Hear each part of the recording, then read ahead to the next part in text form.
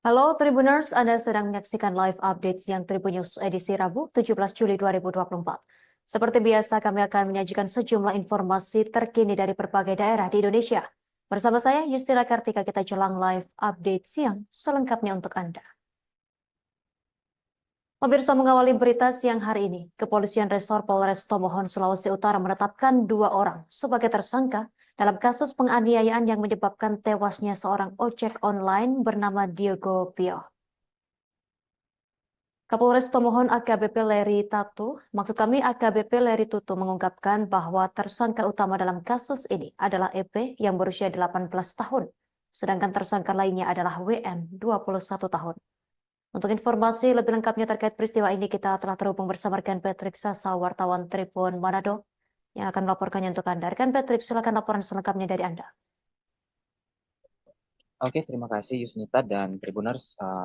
Pada beberapa hari kemarin itu di Kota Tomohon digemparkan dengan adanya penganiayaan dan terjadi pembunuhan di wilayah Matani, Kota Tomohon, Sulawesi Utara. Dan untuk kedua tersangka yakni EP berusia 18 tahun dan WM berusia 20 tahun. Di mana kejadian tersebut terjadi pada hari Senin tanggal 15 Juli 2024 sekitar pukul 03.50 waktu Indonesia Tengah. Itu berada di Jalan Garuda, Kelurahan Matani 2, Kecamatan Matani, Kota Tomohon, Sulawesi Utara. Dan Kapolres Tomohon AKBP Leri Tutu menjelaskan mengenai kronologi kejadian pada saat melakukan jumpa pers bersama media di Polres Tomohon. Dan untuk kronologinya itu berawal dari pacar tersangka, yakni pacar tersangka EP ini memesan ojek lewat aplikasi online dan kemudian diterima oleh Diego, merupakan korban dari penganiayaan tersebut. Saat sempat dikonfirmasi, namun dibatalkan oleh pacar pelaku.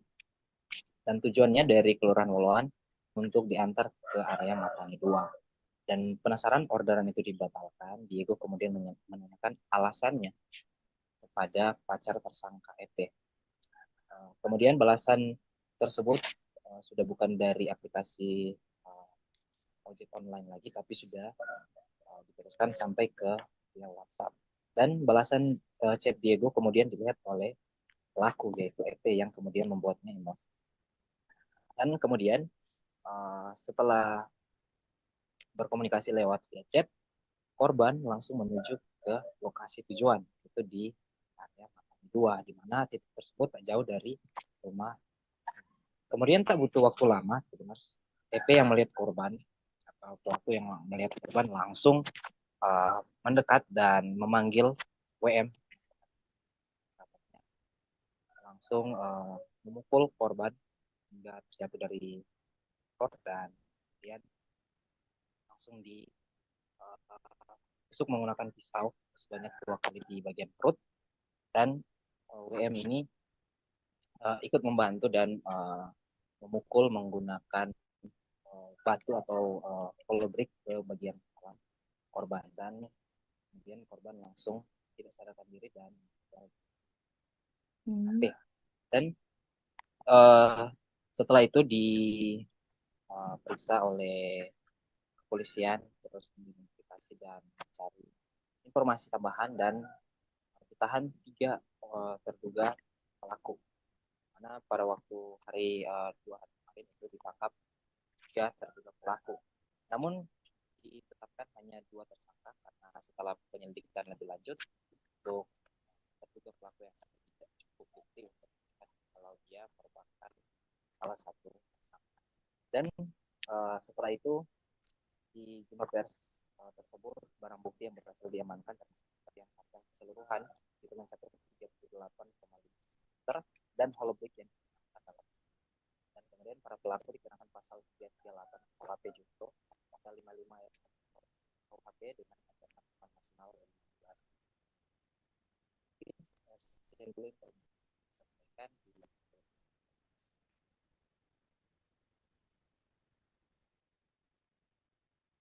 Terima kasih rekan Patrick Sasa, wartawan Tribun Manado atas laporan dari Anda. Selamat bertugas kembali. Pemirsa, berikut kami tampilkan wawancara wartawan kami bersama KBP Leri Tutu Kapolres Tomohon. Di mana Waktu kejadian tanggal 15 Juli kemarin 2024 diperkirakan pukul 04.00 WITA. Dalam waktu 5 jam, puji Tuhan dari Satreskrim Polres Tomon berhasil menangkap pelaku. Untuk TKP sendiri di Kelurahan Matani 2, Tomon Tengah, dengan korban atas nama Diego, umur 23 tahun. Untuk pelaku yang sudah ditetapkan sebagai tersangka yaitu yang pertama RP, umur 18 tahun, dan yang kedua WM, usia 20 tahun, kedua-duanya warga Matani, Tomon Tengah, Kota Tomon. Untuk barang bukti, coba diangkat Pak Kasat. Ini adalah sajam yang digunakan oleh pelaku utama. Seorang anggota Polres Sorong berinisial Bribda RRN ditemukan meninggal dunia tidak wajar pada Senin 15 Juli 2024. Kapolres Sorong AKBP Edwin Parsarwan mengatakan, Bribda RRN ditemukan gantung diri di rumah dinas atasannya yang menjabat Wakapolres Sorong di Kompleks Perumahan Pemda Kilometer 24 Kabupaten Sorong, Papua Barat Daya. Terkait peristiwa ini kita telah terhubung bersama rekan Aldi Tamge, wartawan Tribun Sorong, yang akan melaporkan informasi selengkapnya untuk Anda. Rekan Aldi, silakan laporan dari Anda, rekan. Terima kasih host Justina, dapat kami kabarkan dari Kabupaten Sorong, Provinsi Barat Daya. Seorang anggota Polres Sorong RRN ditemukan meninggal pada Senin tanggal 15 Juli 2024 kemarin.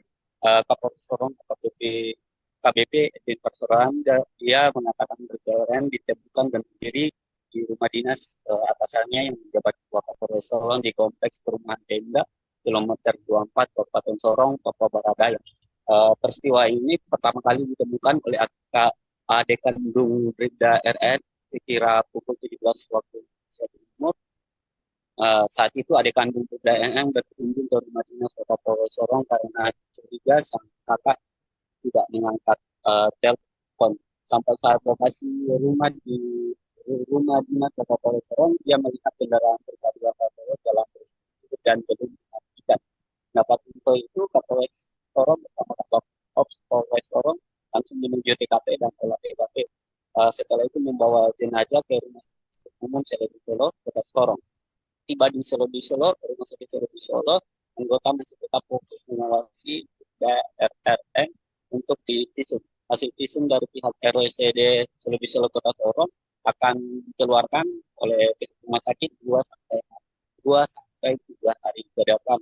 Namun Kapolres Sorong yang menyatakan, KBP Edwin menyatakan bahwa jelas dia melihat sendiri dan menyaksikan dan mengamati secara detail tubuh RRN, tidak ada unsur kekerasan pada tubuh korban. Yang ada hanya bekas ikat gantung diri. Terkait barang bukti di TKP, pihaknya juga masih mendalami seperti handphone, RRN dan lain-lain. Namun pihaknya belum bisa dapat menyampaikan.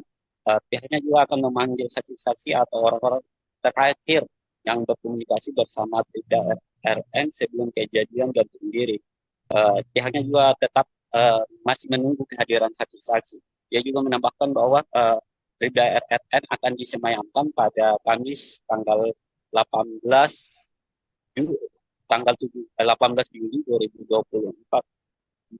Saksi berinisial N usia 53 tahun mengatakan bahwa sebelum kejadian Bribda RRN, dirinya melihat Bribda RRN menyalakan mesin mobil di rumah atasannya itu. Kemudian kebetulan rumah atasannya itu tidak berjauhan juga dengan rumah korban, melintas begini seorang ibu dari korban RRN, dia juga datang ke rumah itu untuk mau masuk, namun pintunya terkunci. Menurutnya mereka memanggil bersangkutan, namun tak kunjung ada jawaban si dia untuk memutuskan menghubungi rekan polisi yang setelah berhasil masuk, ternyata RRN sudah dalam keadaan berjatuhan dengan tali tambang di leher. Jumlah petugas juga segera mengevakuasi korban. Demikian Palestina yang dapat kami kabarkan dari Kabupaten Sorong, Papua Barat Daya. Terima kasih rekan Aldi Tamge, wartawan Tribun Sorong. Kami nantikan informasi lebih lanjut dari Anda, Kak.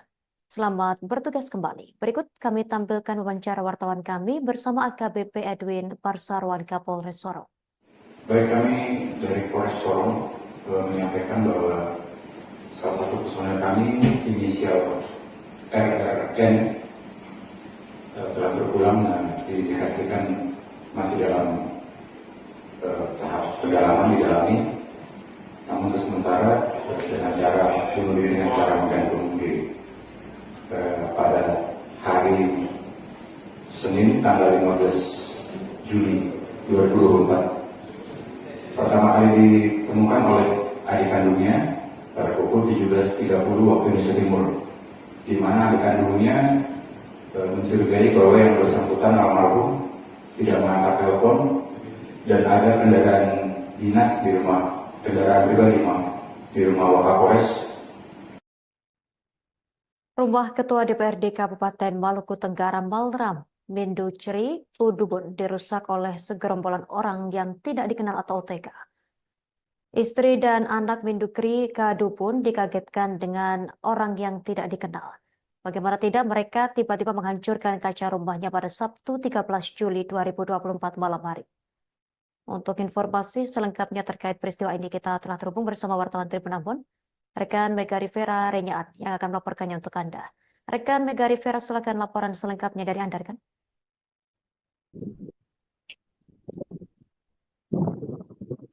Baik rekan Justina dan Tribuners, diberitahukan bahwa pada Sabtu tanggal 13 Juli 2024 malam pukul 23.10 waktu Indonesia Timur telah terjadi penyerangan dan pengerusakan rumah terhadap rumah dinas Ketua DPRD Maluku Tenggara Mindukri Kudubun yang dilakukan oleh segerombolan orang tidak dikenal dengan menggunakan cadar bertopeng, melempar sejumlah kaca rumah milik Ketua DPRD Maluku Tenggara Mindukri Kudubun, dan kemudian dua orang juga turut melompat menaiki pagar rumah tersebut. Kebetulan pada saat kejadian Bapak Ketua DPRD Mindukri Kudubun sedang tidak berada di Maluku Tenggara dan sementara melakukan kunjungan kerja ke Kota Ambon, kemudian berinisiatif untuk menelepon Kapolres Maluku Tenggara AKBP Frans Duma. Namun ironisnya pada jam tersebut nomor dari Kapolres Maluku Tenggara AKBP Frans Duma tidak dapat dihubungi alias tidak aktif. Kemudian Ketua DPRD menghubungi Wakapolres Maluku Tenggara yang langsung sigap menyikapi dengan menurunkan sejumlah pasukan di TKP untuk mengamankan warga korban. Pada saat terjadi penyerangan ada 11 orang yang terdapat di dalam rumah dan terdiri dari 10 kerabat dan 1 security tidak dibekali oleh apapun, sehingga istri dari Ketua DPRD Maluku Tenggara berinisiatif untuk menyelamatkan anak-anaknya dengan menaiki tembok belakang rumah setinggi 2,5 meter. Atas kejadian tersebut, Ketua DPRD Maluku Tenggara sangat menyayangkan lambannya kinerja Polres dan juga ingin agar Polres Maluku Tenggara segera mengusut kasus ini agar tidak berlarut-larut, karena banyak pelajaran bahwa setiap kasus yang ada di Maluku Tenggara tidak pernah terselesaikan oleh Polres Maluku Tenggara di bawah kepemimpinan Bapak Kapolres AKBP Frans Duma. Demikian rekan Justina dan Tribuners. Terima kasih rekan Mega Rivera Renyaat, wartawan Tribun Ambon, atas laporan dari Anda. Selamat bertugas kembali.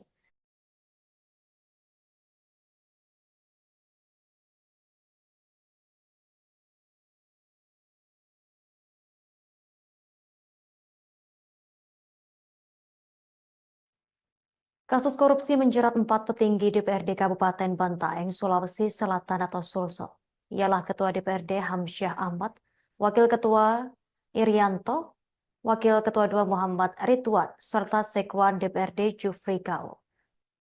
Keempatnya ditetapkan tersangka kasus korupsi anggaran rumah tangga rumah dinas oleh Kejaksaan Negeri Kejari Bantaeng pada Selasa 16 Juli 2024. Untuk informasi lebih lengkapnya, kita telah terhubung bersama wartawan Tribun Timur, rekan Muhammad Agung Putra. Silakan laporan selengkapnya dari Anda, rekan. Terima kasih rekan Justina di studio. Dapat kami laporkan pada Selasa 16 Juli kemarin, Kejaksaan Negeri Kabupaten Bantaeng resmi menetapkan 4 orang tersangka kasus tindak pidana korupsi di DPRD Kabupaten Bantaeng. 4 tersangka masing-masing adalah Ketua DPRD Bantaeng, Hamzah Ahmad, Wakil Ketua 1, Irianto, Wakil Ketua 2, Muhammad Ridwan, dan Sekretaris Dewan Jufri Kau. 4 tersangka dinyatakan terbukti melakukan pelanggaran hukum dan merugikan negara senilai 4 miliar lebih, di mana nilai tersebut diperoleh dari anggaran rumah tangga, rumah dinas yang diterima setiap bulannya, namun rumah dinas tersebut tak pernah dihuni oleh yang bersangkutan. Menurut Kepala Kejaksaan Negeri Bantaeng, Bapak Satri Abdi, setiap bulannya anggaran rumah tangga untuk rumah dinas 3 pimpinan DPRD Bantaeng ini menerima senilai 25 hingga 30 juta untuk posisi Wakil Ketua 1 dan Wakil Ketua 2. Sementara untuk anggaran rumah tangga rumah dinas Ketua DPRD Bantaeng yakni sebesar 30 hingga 40 juta rupiah, dan sekuen yang hanya berperan sebagai pengguna anggaran turut menjadi tersangka. Kepala Kejaksaan juga menyampaikan anggaran rumah tangga itu diperoleh sejak tahun 2019 hingga sekarang, atau sejak terpilih menjadi anggota DPRD Bantaeng dan mendapat amanah menjadi pimpinan DPRD.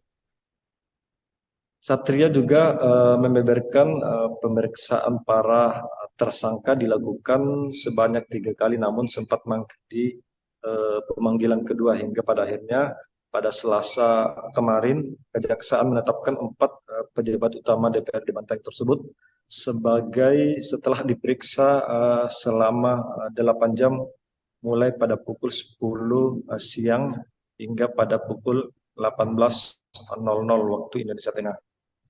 Kemudian mereka digiring ke mobil tahanan setelah menandatangani surat penahanan di ruang Kasipitsus sekitar pukul 18.00 dan telah mengenakan rompi merah muda dengan kondisi tangan diborgol. Nah, sekedar diketahui pula, Ketua DPRD Bantaeng tersebut adalah calon legislatif terpilih di DPRD Provinsi Sulsel pada pemilu 2024 lalu. Sementara Wakil Ketua 1 dan Wakil Ketua 2 juga kembali terpilih di pemilihan legislatif DPRD Bantaeng di tahun 2024. Nah, akibat perbuatan para tersangka, keempatnya terancam kurungan penjara seumur hidup dan juga paling rendah 4 tahun. Demikian yang dapat kami laporkan dari Bantaeng. Kembali ke studio. Terima kasih rekan Muhammad Agung Putra, wartawan Tribun Timur, atas laporan dari Anda. Selamat bertugas kembali. Kami tampilkan wawancara wartawan kami bersama Satria Abdi, Kepala Kejari Bantaeng. Ditempati, namun mereka mendapatkan belanja rumah tangga. Nah, seharusnya ketika rumah jabatan itu tidak ditempati, mereka tidak berhak untuk mendapatkan belanja rumah tangga. Itulah. Sejak tahun berapa ya? Itu masa periodenya dari 2019 sampai tahun 2024. Jadi sejak mereka itu dilantik dan diangkat sumpah menjadi anggota DPRD dan terpilih menjadi pimpinan dan wakil ketua. Sejumlah barang bukti korupsi pengadaan mobil siaga didapat Kejari Bojonegoro dari penggeledahan di 2 dealer Suzuki UMC Surabaya pada Selasa 16 Juli 2024. Kepala Seksi Pidana Khusus Kejari Bojonegoro Aditya Sulaiman mengemukakan sejumlah barang bukti yang didapat tersebut, di antaranya dokumen-dokumen perusahaan, seperti dokumen keuangan. Untuk informasi lebih lengkapnya terkait berita ini, kita telah terhubung bersama rekan Yusuf Alfazi. Rekan Yusuf, silakan laporan selengkapnya dari Anda. Baik, terima kasih Justina dan selamat siang untuk tribuners semuanya. Betul bahwasanya sejumlah barang bukti korupsi pengadaan mobil siaga telah didapat Kejari Bojonegoro dari penggeledahan di 2 dealer Suzuki UMC Surabaya pada Selasa 16 Juli 2024 kemarin. Kepala Seksi Pidana Khusus Kejari Bojonegoro Aditya Sulaiman mengemukakan sejumlah barang bukti yang didapat itu diantaranya adalah dokumen-dokumen perusahaan seperti dokumen keuangan yang sangat penting untuk proses penyidikan dan membuat kasus korupsi pengadaan mobil siaga semakin terang. Nah, selain dokumen-dokumen dimaksud, kata jasa akrab disapa Aditya ini, Kejari Bojonegoro juga mendapat barang bukti berupa sejumlah laptop dari 2 dealer Suzuki UMC di Surabaya tersebut. Nah, selanjutnya barang-barang bukti tersebut disita oleh Kejari Bojonegoro dan akan digunakan atau didalami ya, untuk menentukan sikap Kejari Bojonegoro ke depannya terkait dengan korupsi pengadaan mobil siaga Bojonegoro. Ditanya apakah penggeledahan 2 dealer Suzuki UMC Surabaya ini bakal membuat pihaknya lekas menetapkan tersangka, Aditya Sapaannya meminta doa dan mohon dukungan kepada masyarakat Kabupaten Bojonegoro terkait hal tersebut.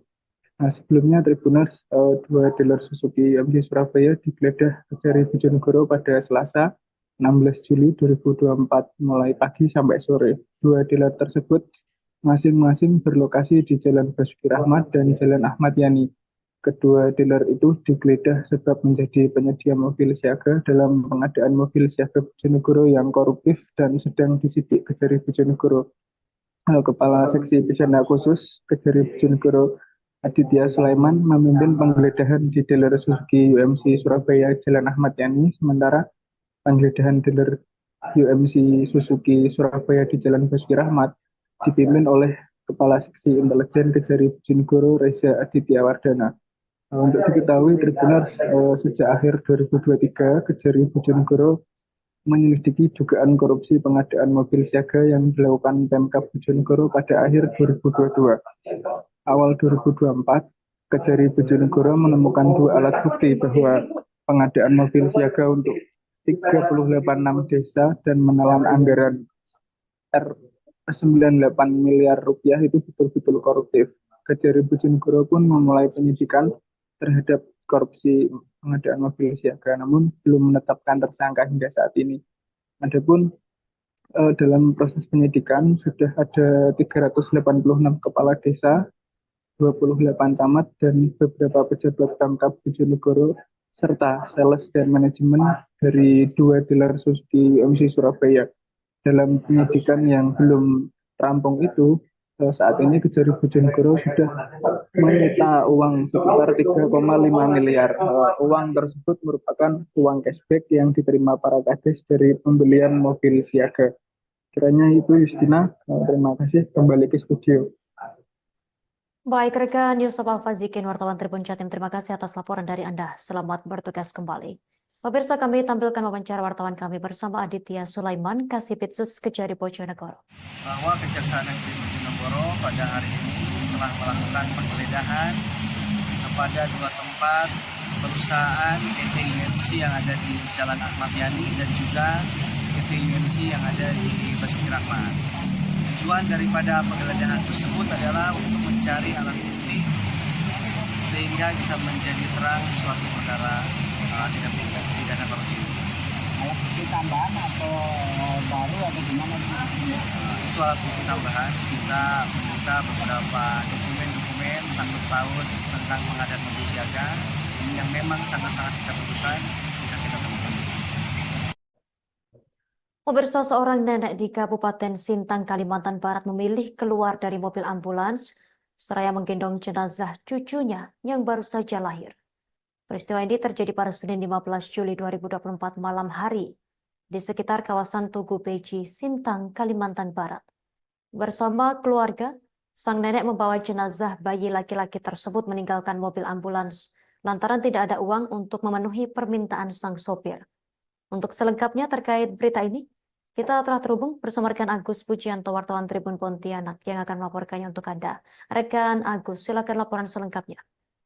Baik rekan Justina, benar sekali pada Senin malam kemarin, seorang nenek berasal dari Kecamatan PN Hilir, Kabupaten Sintang, Kalimantan Barat, itu memutuskan untuk menggendong keluar jenazah cucunya dari ambulan untuk kemudian beralih pindah ke mobil rental untuk membawa jenazah cucunya pulang ke rumah duka di Kayan Hilir.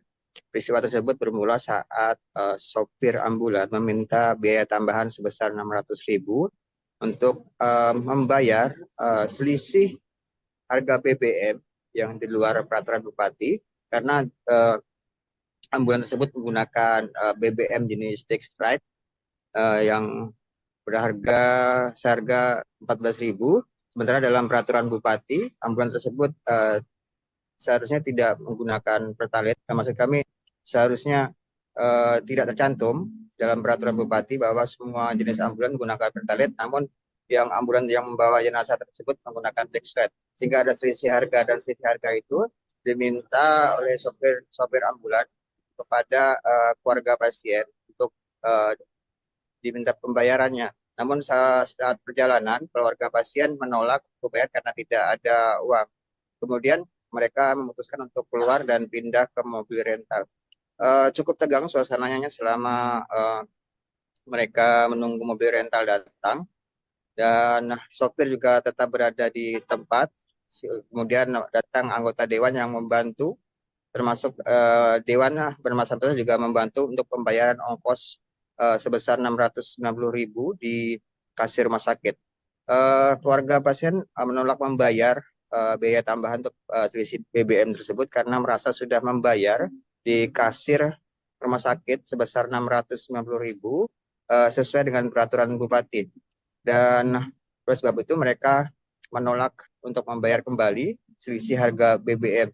Dan hal itu juga saat ini sudah diinvestigasi oleh Dinas Kesehatan dan juga rumah sakit bahwa benar sopir tersebut merupakan sopir ambulan RSUD, dan saat ini sudah dilakukan tindakan berupa investigasi, dan dari rumah sakit, pemerintah, bahkan sopirnya juga sudah menyampaikan permohonan maaf. Namun seluruh masyarakat yang ada di Sintang, baik tokoh masyarakat maupun anggota dewan, meminta supaya oknum sopir tersebut diberikan tindakan tegas. Demikian Justina. Terima kasih rekan Agus Pujianto, wartawan Tribun Pontianak atas laporan dari Anda. Selamat bertugas kembali. Pemirsa, kami tampilkan wawancara wartawan kami bersama pihak terkait. Ya, seperti tadi kita sudah diskusi ya kita juga sudah minta maaf ya. Memang tidak semua supir, ada oknum lah ya, dan kita juga sudah minta maaf. Pak, untuk permintaan sanksi nanti gimana Pak tindak lanjut dari rumah sakit? Oh, ada aturan dari kepegawaian ya, karena yang bersangkutan adalah pegawai negeri, tentunya kita sesuai dengan mekanisme aturan pegawai negeri lah, pegawai negeri sipil. Saya sangat menyayangkan hal-hal ini terjadi lagi di Kabupaten Sintang, karena tidak semua orang punya duit. Ini sungguh luar biasa, terkena dengan orang miskin, orang nggak punya duit. Untung mereka masih punya saya. Kalau mereka tidak punya dewan yang mereka pilih duduk, entah nggak tahu nasib mereka itu. Saya telepon direktur rumah sakit, pertama diminta dana oleh si supir 1.550.000. Tapi setelah saya kontak dengan direktur rumah sakit, karena memang kita punya perbub tentang ambulan berapa kilo sekian dana yang harus dikeluarkan, muncullah 690. Siap, saya DPR Ambulan Ade Muhammad John. Pada malam hari ini sebenarnya bukan tugas saya. Yang dinas malam hari ini adalah teman-teman saya, tetapi biasanya saya mengkaper teman-teman saya. Terus tadi sebelum keberangkatan saya ditelepon oleh pihak keluarga yang berduka, saya tidak tahu namanya. Terus beliau menyampaikan kepada saya berapa biaya ambulan ke sana. Saya bilang ambulan saya itu beda dengan perbub yang ada ya, karena BBM ambulan yang saya gunakan ini itu menggunakan BBM Dextrite. Dextrite itu harganya per liter 14.900. Sementara perbub yang ada di rumah sakit itu BBM yang ditanggung sebesar Rp9.500. Nah, selisih BBM itu tadi yang saya minta kepada keluarga pasien. Ternyata keluarga pasien itu mengeluarkan surat bahwasanya sudah dibayar di kasir. Saya bilang selisih BBM ini dari 15.900 itu dikurangi Perbub 9.500. Yaitu yang pertama kali yang dari rumah sakit Tanah sebelum berangkat dipintanya 1.625.000. Habis itu datanglah yaitu Pak Dewan kita, aku nelpon sepupu aku si Roni, nelpon Pak Dewan minta bantu aku betul-betul kebutuhan dana.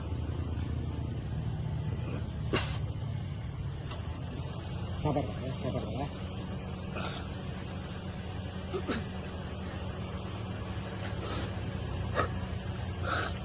Datanglah itu ajudannya Pak Denny datang ke rumah sakit membayarkan 1 unit ambulan sebesar 690. Pemandangan tidak biasa terjadi di SDN Tadan 2 Kecamatan Camplong, Kabupaten Sampang, Madura, pemirsa. Pasalnya para siswa setempat memulai masuk sekolah pada hari Selasa 16 Juli 2024, artinya tidak sama dengan sekolah lainnya yang memulai tahun ajaran baru pada 15 Juli 2024. Pemicunya para wali murid enggan menyekolahkan putra-putrinya alias mogok sekolah karena uang tabungan mereka tidak kunjung cair. Untuk informasi selengkapnya terkait berita ini, kita telah terhubung bersama rekan Hanggara Pratama, wartawan Tribun Madura. Rekan Hanggara, silakan laporan selengkapnya dari Anda, rekan. Baik, terima kasih rekan Justina dan selamat siang Tribuners dimanapun berada. Dapat kami melaporkan bahwa para siswa SDN Tadan 2 Kecamatan Camplong, Kabupaten Sampang, Madura sebanyak 273 siswa mulai dari kelas 1 sampai kelas 6 tidak masuk sekolah alias mogok sekolah terjadi pada awal masuk tahun ajaran baru, tepatnya 15 Juli 2024. Para wali murid tidak menyekolahkan anaknya karena kesal terhadap kepala sekolah, mengingat uang tabungan siswa tidak diberikan pada waktu yang sudah ditentukan. Alasan dari pihak sekolah, uang tabungan dititipkan ke salah satu perusahaan travel haji dan umroh di Pamekasan, Madura. Sebenarnya persoalan uang tabungan yang tidak kunjung cair ini telah lama menjadi polemik di lingkungan pendidikan Kabupaten Sampang. Bahkan sebelumnya seluruh wali murid menggeruduk pihak sekolah. Sementara pantauan di lokasi pada keesokan harinya, tepatnya pada 16 Juli 2024, para siswa kembali aktif masuk sekolah karena uang tabungan dengan jumlah total sekitar 494 juta rupiah telah dikembalikan kepada para siswa.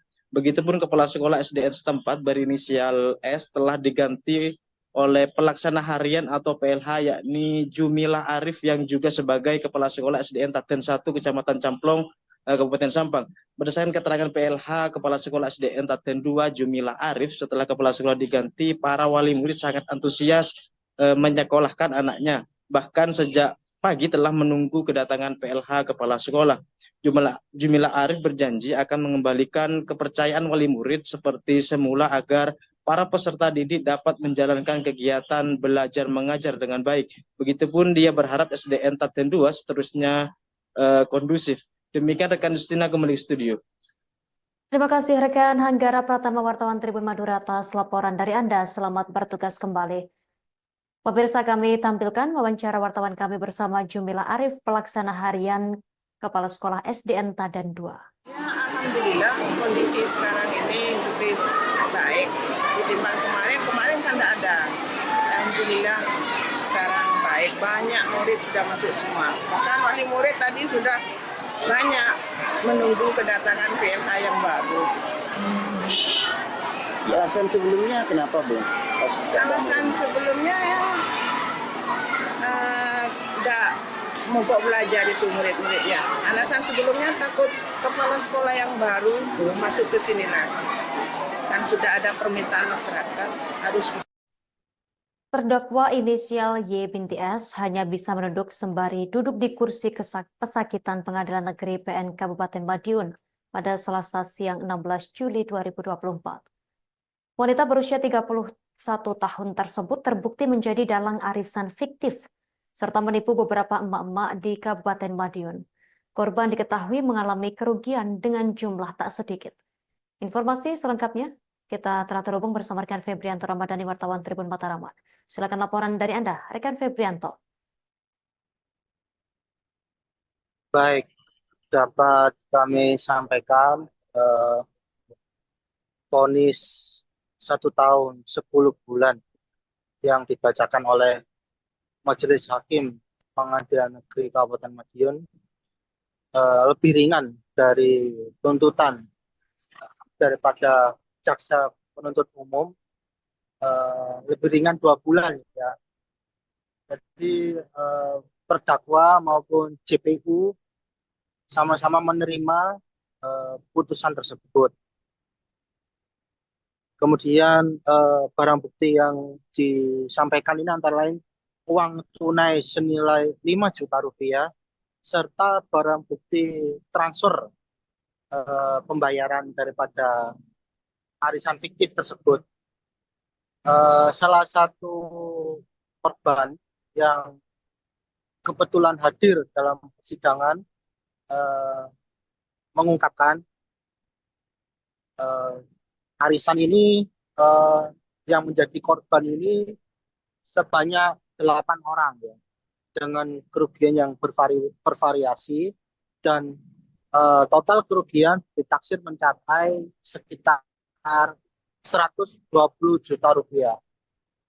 Jadi salah satu korban ini mengaku mendaftar arisan pada Agustus 2023 melalui informasi dari mulut ke mulut. Dan putusan tersebut juga diterima oleh korban ya. Dan jadi selama Agustus 2023 sampai sebelum persidangan ini korban ini mencoba mencari keberadaan pelaku, tapi tidak ada respons dari pelaku itu sendiri. Demikian bisa saya laporkan kembali ke studio. Terima kasih rekan Febrianto Ramadhani, wartawan Tribun Mataraman atas laporan dari Anda. Selamat bertugas kembali. Kami tampilkan wawancara wartawan kami bersama Eti Budi Hartiningsih, jaksa penuntut umum. Putusan. Untuk putusan tadi sudah dibacakan di depan persidangan 1 tahun 10 bulan. Lebih ringan dari tuntutan 2 bulan.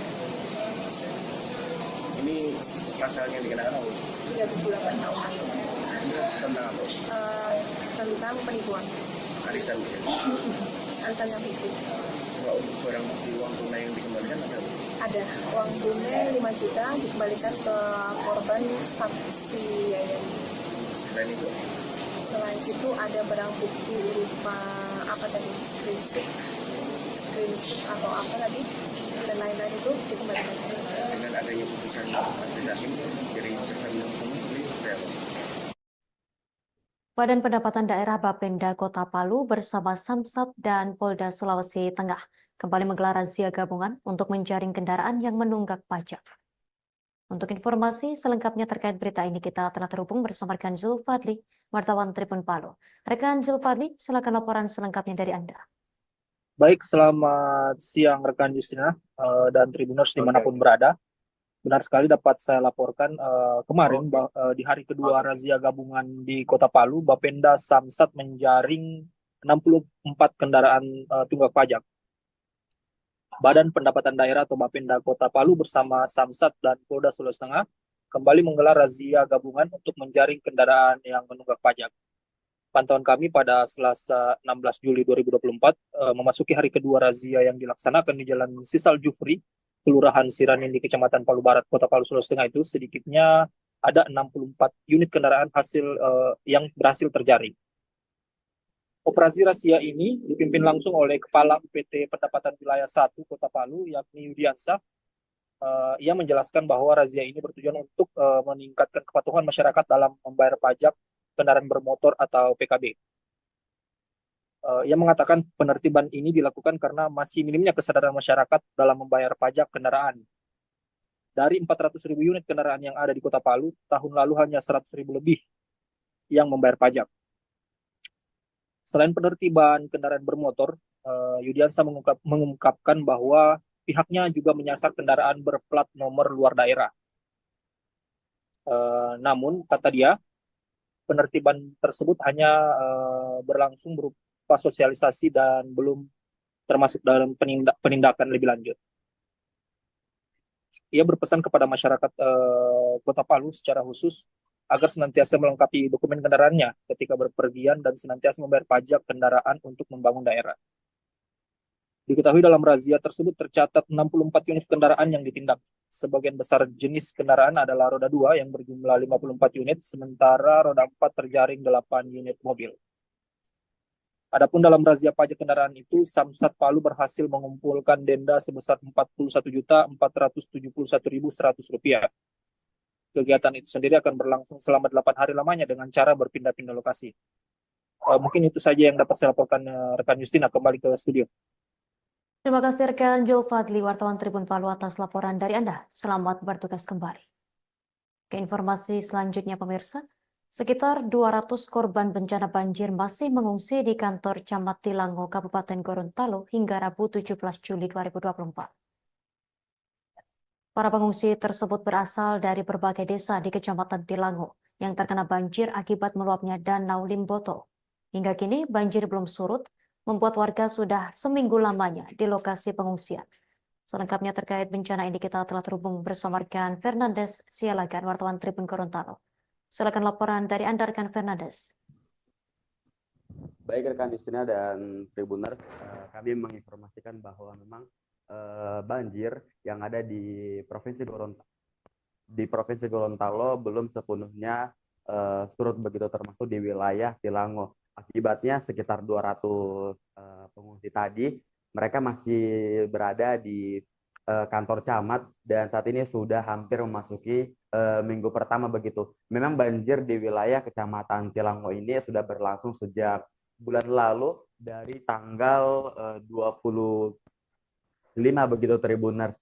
Dan memang pengungsian baru saja dibuka seminggu yang lalu karena status tanggap darurat bencana yang ada di Provinsi Gorontalo ditetapkan oleh penjabat Gubernur Gorontalo, yakni Bapak Muhammadudin Salahuddin begitu. Dan para pengungsi yang ada di kantor Camat Tilango ini itu mereka mendapatkan bantuan sosial dari relawan dan juga pemerintah setempat. Dan kendati begitu, para pengungsi masih mengeluhkan pasokan air minum yang kurang serta lokasi pengungsian tersebut hanya memiliki 1 kamar sanitasi. Bahkan setiap pagi para pengungsi harus rela mengantre selama setengah jam hanya untuk menunaikan hajatnya di dalam ruang sanitasi begitu.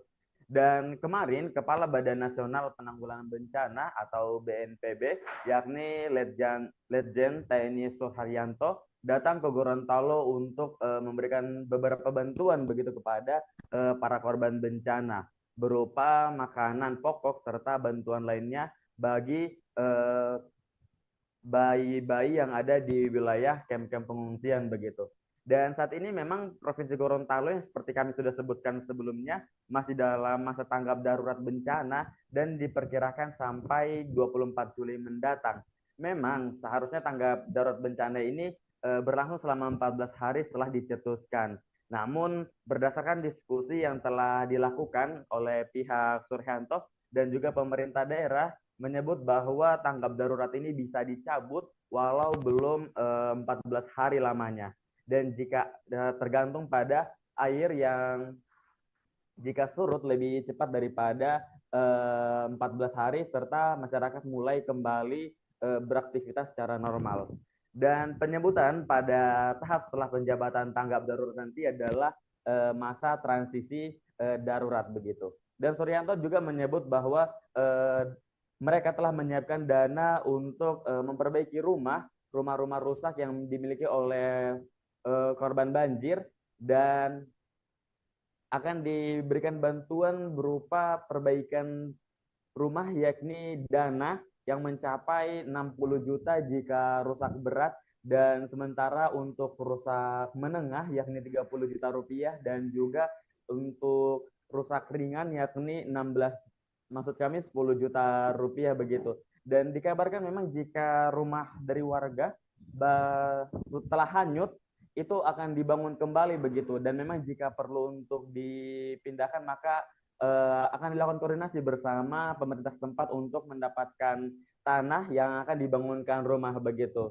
Dan memang belum disampaikan sampai saat ini apakah ada relokasi terkait korban bencana banjir yang ada di Provinsi Gorontalo, khususnya di Kecamatan Tilango, apakah ada relokasi atau tidak begitu. Namun disebutkan hanya tentang pergantian rumah, maksud kami perbaikan rumah tersebut. Dan bukan hanya rumah saja yang akan diperbaiki, termasuk fasilitas publik yang terkena dampak.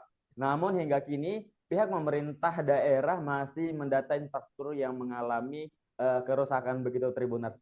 Baik, itu dulu yang bisa kami sampaikan dari Gorontalo. Saya kembalikan ke studio rekan Istina. Terima kasih rekan Fernandes Sialagan wartawan Tribun Gorontalo atas update dari Anda. Selamat bertugas kembali. Kita ke informasi selanjutnya pemirsa. Kebakaran hutan dan lahan atau karhutla di Kota Palangkaraya, Kalimantan Tengah atau Kalteng semakin masif.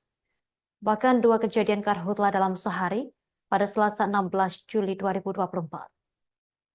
Untuk informasi selengkapnya terkait berita ini, kita telah terhubung bersama rekan Herman wartawan Tribun Kalteng. Rekan Herman, silakan laporan lebih lengkapnya rekan. Ya baik, terima kasih untuk waktu yang telah diberikan. Pertama-tama saya ucapkan selamat siang kepada Tribuners dimanapun Anda berada. Ya benar sekali bahwa di Kota Palangkaraya untuk sekarang ini banyak terjadi kebakaran hutan atau lahan yang terjadi di Kota Palangkaraya, Provinsi Kalimantan Tengah. Yang mana hal tersebut dibuktikan ada 2 peristiwa kebakaran lahan yang terjadi dalam satu hari, tepatnya pada Selasa 16 Juli 2024 kemarin. Yang pertama, karhutla yang terjadi di wilayah Kelurahan Menteng, Kecamatan Jekan Raya.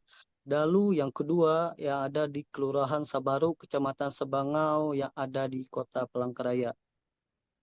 Saat ditemui di lapangan, Komandan Regu atau Danru Dinas Kehutanan Provinsi Kalimantan Tengah atau di Sud Kalteng, Sopianur mengatakan untuk faktor pemicu kebakaran yang ada di wilayah 2 titik tersebut masih belum diketahui. Dirinya juga menjelaskan kebakaran lahan yang seluas 0,5 hektar yang terjadi di wilayah Jalan Geobos 10 Kelurahan Menteng, Kecamatan Jekaraya terjadi sekitar pukul 11.56 waktu Indonesia Barat.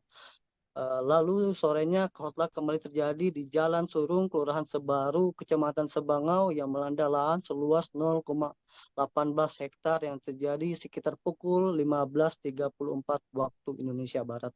Dirinya mengungkapkan lokasi kebakaran yang terjadi di lahan kosong tersebut berada di dekat pemukiman warga.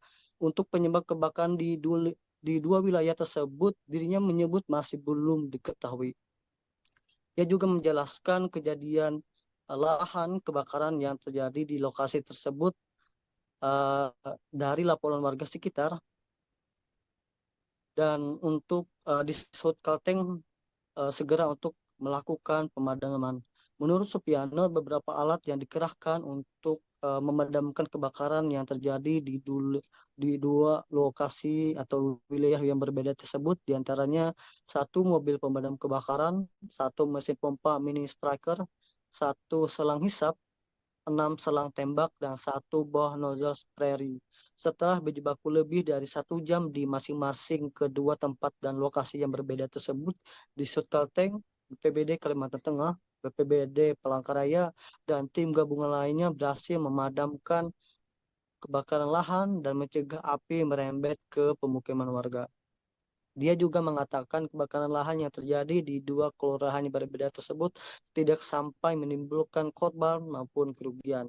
Namun terlepas dari itu semua, Danru di Sud Kalteng itu menghimbau agar warga tidak membuka lahan dengan cara membakar pada masa cuaca panas seperti ini, apalagi untuk saat ini di Provinsi Kalimantan Tengah sendiri untuk waktu lama ini sudah belum dilanda hujan, yang mana itu yang membuat 1 titik api saja mudah sekali untuk membuat kebakaran. Dirinya juga mengingatkan ada konsekuensi hukum bagi masyarakat atau warga yang dengan sengaja membakar lahan lahan dengan cara membakar. Serta dirinya menghimbau untuk ancaman bagi warga atau masyarakat yang ketahuan membakar tersebut, ancaman pun tidak main, yaitu penjara selama maksimal 10 tahun dan denda 10 miliar sebagaimana diatur dalam Undang-Undang Nomor 32 Tahun 2009 Pasal 108. Baik, sekiannya dapat saya sampaikan, kembali ke studio. Terima kasih rekan Herman, wartawan Tribun Kalteng atas laporan dari Anda. Selamat bertugas kembali.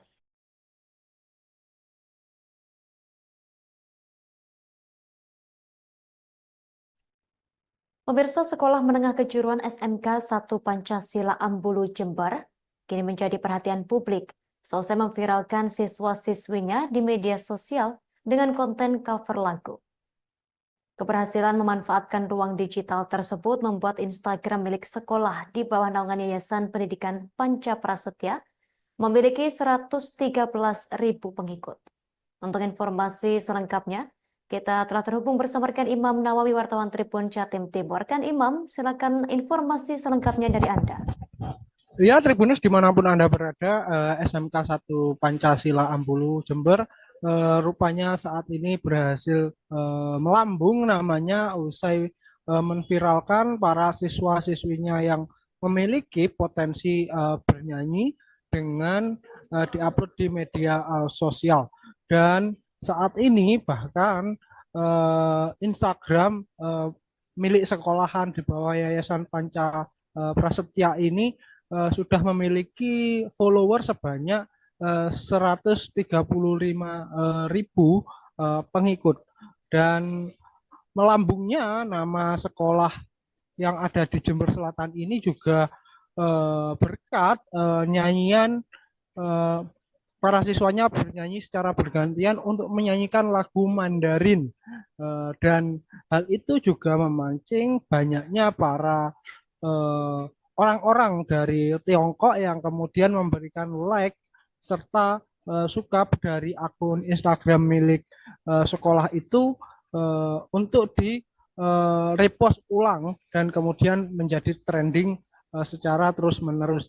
Bahkan sering trendingnya karya-karya konten digital milik sekolahan ini hingga membuat YouTuber Deddy Corbuzier mengundang kepala sekolah dan para talent yang menjadi artis di dalam video tersebut diundang oleh YouTuber Deddy Corbuzier dalam program Close the Door yang biasanya sering kita saksikan tayangannya setiap minggu. Dan selain itu hal ini membuat nama sekolah ini semakin diminati, bahkan berkat akun atau penggunaan ruang digital ini jumlah siswa yang mendaftar di sekolah tersebut pada tahun kemarin melonjak dan meningkat drastis, bahkan okupansinya menambah 100 orang jika dibandingkan tahun-tahun sebelumnya. Dan menurut pihak sekolah sendiri mengatakan bahwa penggunaan ruang digital ini mulai dirancang dengan cara bernyanyi pada tahun 2020. Namun saat itu alat yang digunakan masih seadanya. Kemudian pada tahun 2022 kepala sekolah yang baru berinisiatif untuk memanfaatkan ruang digital sehingga studio rekaman milik sekolah pun dilengkapi secara baik sehingga diharapkan memiliki hasil yang maksimal dan layak untuk dipublikasikan di media sosial. Dan akhirnya setelah 1 tahun program tersebut dilakukan dengan berbagai macam karya mulai dari nyanyi solo dan nyanyi bergantian pun membuat pada akhir 2023 karya milik SMK 1 Pancasila Ambulu Jember ini booming dan mengundang reaksi publik, dan akhirnya nama sekolah ini semakin membaik, bahkan banyak sekali tawaran-tawaran program hingga endorse dari berbagai macam donatur untuk mempromosikan produk. Karena memang rencana awal dibentuknya penggunaan ruang digital ini untuk memanfaatkan bisnis digital yang saat ini berkembang pesat. Mengingat SMK 1 Pancasila Ambulu Jember ini merupakan SMK yang bergerak di bidang bisnis manajemen, bahkan tata kecantikan wajah dan kesehatan saat ini yang terbaru. Sehingga penggunaan para guru-guru dan juga para siswa ini memang dilatih skill untuk memiliki sebuah kemampuan dalam bisnis digital. Salah satunya menggunakan karya video yang memang bisa disajikan kepada khalayak ramai, dan itu ternyata membawa impact yang cukup besar. Selain dikenal dan juga banyak sekali tawaran-tawaran, juga membawa nama SMK ini sampai tembus di mancanegara, bahkan sempat diundang oleh kedutaan besar yang ada di Tiongkok untuk memaparkan penggunaan digital tersebut. Bahkan kemarin waktu kami di TKP ada salah satu perusahaan smelter dari Tiongkok yang membangun smelter aluminium, itu mendatangi pihak sekolah dan menawarkan kerjasama untuk guna merekrut tenaga kerja yang baru dari sekolah ini yang memiliki kemampuan bahasa Mandarin. Hal itu berkat dari akun Instagram yang sering trending dari karya-karya, khususnya yang mereka nyanyikan lagu Mandarin beberapa waktu yang lalu. Dan para sebagian siswa saat kami konfirmasi pun mengaku bangga bisa berpartisipasi dalam penggunaan ruang digital itu untuk memajukan sekolah, dan dia ingin dengan karya itu bisa meningkatkan kapasitasnya untuk menggunakan kemampuan digital. Mungkin hanya ini yang dapat kami laporkan. Saya kembalikan ke Justina yang ada di studio.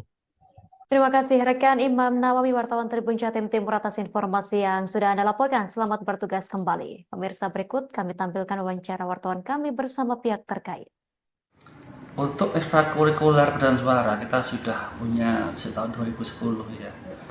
Tapi kalau untuk cover-cover ini kita menggarap serius.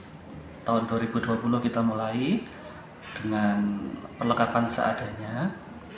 Kemudian tahun 2022 ini Ibu Kepala kita, Ibu Lulu Farida Esos, berinisiatif untuk melengkapi studio lengkap dengan meredam, filter, dan juga beberapa alat komputer yang lain, sehingga layak untuk dipublikasikan melalui media sosial seperti YouTube, Instagram, dan sebagainya.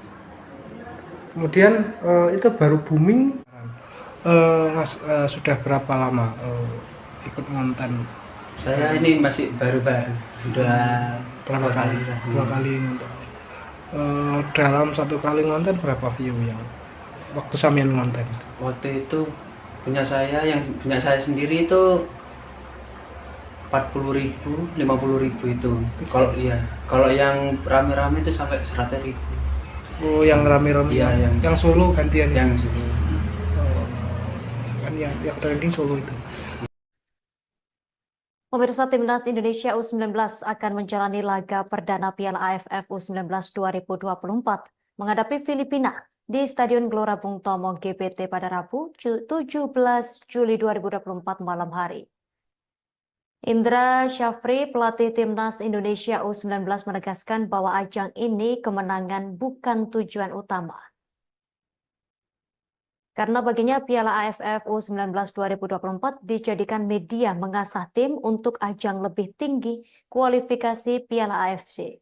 Untuk informasi lebih lengkapnya kita telah terhubung bersama rekan Khairul Amin, wartawan harian Surya. Rekan Khairul Amin, silakan laporan dari Anda rekan. Baik rekan Justina, Tribuners dan dimanapun berada, Timnas U19 akan melakoni laga pertama pada Piala AFF U19 2024 di Stadion Gelora Bung Tomo malam nanti menghadapi Timnas Filipina. Laga pertama ini pelatih Timnas Indonesia U19 Indra Syafri menyebut kemenangan bukan target utama, begitupun juga laga lain di event kali ini, karena baginya turnamen kelompok usia lebih penting adalah memberikan pengalaman pada pemain, terutama yang nantinya akan disiapkan untuk kualifikasi AFC Kemudian meskipun bukan kemenangan menjadi target utama, namun Indra Safji menyebut pihaknya akan menyiapkan secara maksimal meskipun secara pemetaan belum mengetahui secara pasti kekuatan dari Filipina tersendiri. Namun ia menegaskan pihaknya sangat siap meraih 3 poin, juga 2 laga selanjutnya untuk bisa melaju langsung ke babak semifinal. Karena pada kompetisi yang diikuti oleh 12 negara dan dibagi dari 3 grup ini akan diambil 3 tim juara grup, kemudian 1 tim peringkat kedua terbaik untuk melaju ke semifinal. Indra juga berharap mendapat dukungan dari masyarakat Surabaya dan sekitarnya sehingga pemain bisa berjuang maksimal di dalam lapangan. Demikian laporannya. Terima kasih rekan Khairul Amin, wartawan harian Surya, atas informasi dari Anda. Selamat bertugas kembali. Kami tampilkan wawancara wartawan kami bersama Indra Syafri, pelatih Timnas Indonesia U19. Saya nggak keluar dari gimana sih hakikat untuk pembinaan atau sebagai pelatih usia muda.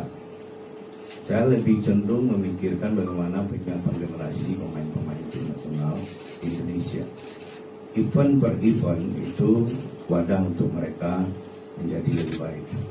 Apalagi sekarang dilihat Piala Dunia U17 jadi tiap tahun. Berarti setiap tahun akan berganti generasi pemain di seluruh dunia dan di seluruh Asia dan khususnya di Asia Tenggara. Oleh sebab itu saya nggak tahu persis ya tim Filipina yang sekarang, apalagi tim nasional U16 yang dilakukan Coach Nova kemarin, apakah besok pemainnya kan pasti enggak, akan berubah terus.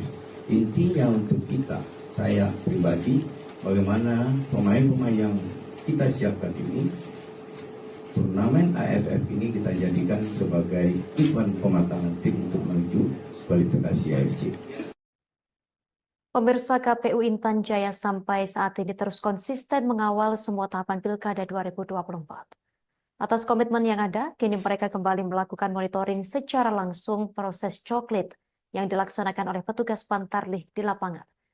Koordinator Divisi Data dan Perencanaan KPU Intan Jaya, Dami Zanambani, mengatakan proses coklit yang dilaksanakan oleh Pantarlih cukup baik. Untuk informasi lebih lengkapnya akan dilaporkan rekan Calvin Erari, wartawan Tribun Papua, yang saat ini telah terhubung bersama kita. Silakan laporan selengkapnya dari Anda, rekan Calvin Erari. Baik, Justina dan juga Tribunas, terkait dengan proses coklit yang dilaksanakan oleh petugas Pantarlih di Intan Jaya nampaknya berjalan lancar dan baik, seperti yang disampaikan oleh Koordinator Divisi Data dan Perencanaan KPU Intan Jaya, Dami Zanambani, yang menyampaikan bahwa proses tersebut berjalan lancar. Nah, di situ dia juga menyampaikan bahwa walaupun mereka petugas Pantarlih bekerja dalam waktu 2 minggu, namun proses pendataan yang dilakukan di beberapa distrik sekaligus seperti distrik kita Dipa, Sugapa, dan Homeo pun berlangsung dengan baik hingga selesai. Selain itu, Dami pun juga berharap dengan data yang telah ada atau yang telah pendataan yang telah dilakukan kiranya dapat membantu mereka khususnya di KPU Intan Jaya. Nah, kemudian juga dengan data tersebut juga akhirnya mungkin nantinya dengan data tersebut juga bisa dapat terjadi proses atau menaikkan DPT yang ada di Kabupaten Intan Jaya sendiri. Nah, selain itu juga Dami pun juga tidak lupa menyampaikan terima kasih kepada anggota petugas Pantarlih yang telah bertugas di lapangan dengan begitu semangat hingga dapat menyelesaikan proses dengan baik.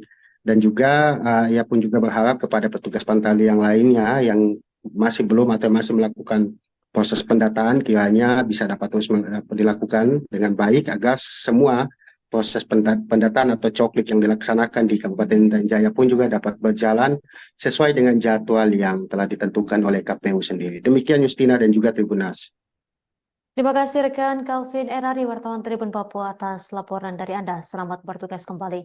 Kami tampilkan wawancara wartawan kami bersama Dami Zanambani, Koordinator Divisi Data dan Perencanaan KPU Intan Jaya. Saya bersama Kasubag dan beberapa teman-teman staf kami ada di Sugapa lakukan monitoring kerja dari Pantarlih, dan cukup lumayan kerjanya hanya 2 minggu saja, namun beberapa kampung sudah ada laporan masuk bahwa mereka sudah kerja secara manual. Kami tidak kerja secara e-coklitnya, kita tidak pakai, kita kerjanya manual.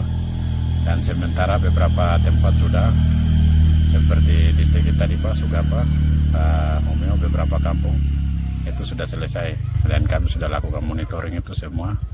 Harapannya kita dengan lakukan e-coklit atau ini pendataan ini bisa membantu kami untuk kedepannya. Siti Rahmawati atau yang kerap disapa Siti KDI mengunjungi posko pemenangan relawan bebas Manggazali di Jalan Andi Depu, Kelurahan Takatidu, Kecamatan Polewali, Kabupaten Polewali Mandar pada Selasa 16 Juli 2024. Tim relawan bersama Laskar Laba-Laba Bebas Siti atau Besti menyambut meriah kedatangan rombongan Siti KDI. Gemuruh teriakan Besti menang di Pilkada Polaman November 2024 mendatang pun pecah. Untuk informasi lebih lengkapnya, kita telah terhubung bersama rekan Fahrun Ramli, wartawan Tribun Sulbar. Rekan Fahrun Ramli, silakan laporan selengkapnya. Ya, Tribuners, dimanapun Anda berada dapat saya informasikan bahwa di Kabupaten Polewali Mandar, Sulawesi Barat, menjelang pemilihan kepala daerah Pilkada serentak November 2024 mendatang ini, sejumlah figur sudah mulai bermunculan, baik itu tokoh birokrat, tokoh agama, tokoh setempat, dan bahkan ada salah satu artis papan atas dari papan artis terkenal di Indonesia yang bernama Siti KDI atau bernama lengkap Siti Rahmawati. Dia mencalonkan sebagai calon wakil Bupati Polewali Mandar 2024 dan nampaknya akan berpasangan dengan Andi Bebas Manggazali, di mana Andi Bebas Manggazali ini merupakan mantan sekretaris daerah atau Sekda Polman yang sudah pensiun dan mempersiapkan diri sudah lama untuk bertarung di Pilkada Polman November 2024. Nah, Tribuners, kedatangan Siti KDI bersama rombongan di Kabupaten Polewali Mandar itu langsung menuju ke rumah, ke posko tim relawan Laskar Laba-Laba atau relawan pemenangan Andi Bebas Manggazali, di mana sebelum Siti datang ke posko ini, dia sempat mengunjungi sekretariat Partai PAN, Partai Amanat Nasional di Kabupaten Polewali Mandar untuk memperlihatkan surat tugas rekomendasi dari pengurus PAN pusat. Nah, setelah itu dia mengunjungi posko di tim relawan, menyapa ratusan relawan dan simpatisan Andi Bebas Manggazali. Nampak Siti sempat menyanyikan satu lagu dan diberikan kesempatan untuk menyapa ke para pendukung atau simpatisan Andi Bebas Manggazali untuk kesiapannya mendampingi Andi Bebas Manggazali maju sebagai wakil Bupati Polman November 2024 mendatang.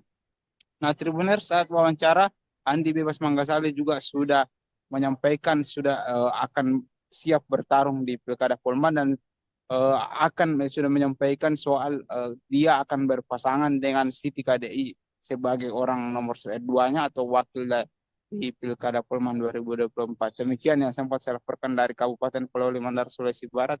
Kembali ke Justina. Terima kasih rekan Fahrun Ramli, wartawan Tribun Sulbar atas laporan dari Anda. Selamat bertugas kembali. Berikut wawancara wartawan kami bersama Andi Bebas Manggazali, calon Bupati Polman. Pertama, dia itu kader partai, dia memang orang politisi dari Partai PAN, yang mana Siti ini pernah mendorong salah satu di daerah Jawa Tengah ya, itu belum pernah ada yang masuk jadi DPR RI. Begitu dia membantu di bawah, mendorong di atas kurang lebih 20.000 suara, sehingga orang tersebut masuk di DPR RI pusat. Setelah PAN bergabung, partai lain Gerindra apa sudah memastikan dan partai lain gimana? Tadi Gerindra sudah adanya rekomendasi. Keluar. Hanura juga ada. Jadi ada berapa partai ini? Berapa partai? Ya kalau saya kan ini dari ASN, ya. Tidak punya, artinya bukan tidak punya partai. Ya. Jadi saya mengharapkan dukungan sebesar-besar mungkin partai terhadap saya. Ya, yang itu terutama dengan kepercayaan terhadap saya. Ya. Bagaimana membangun Polman ke depan? Karena saya adalah satu-satunya birokrat yang akan maju di Kabupaten Polewali Mandar. Warga kota Tambolaka, Sumba Barat Daya serbu pangkalan minyak tanah di beberapa titik di wilayah tersebut hanya untuk mendapatkan jatah minyak tanah sebanyak 5 liter.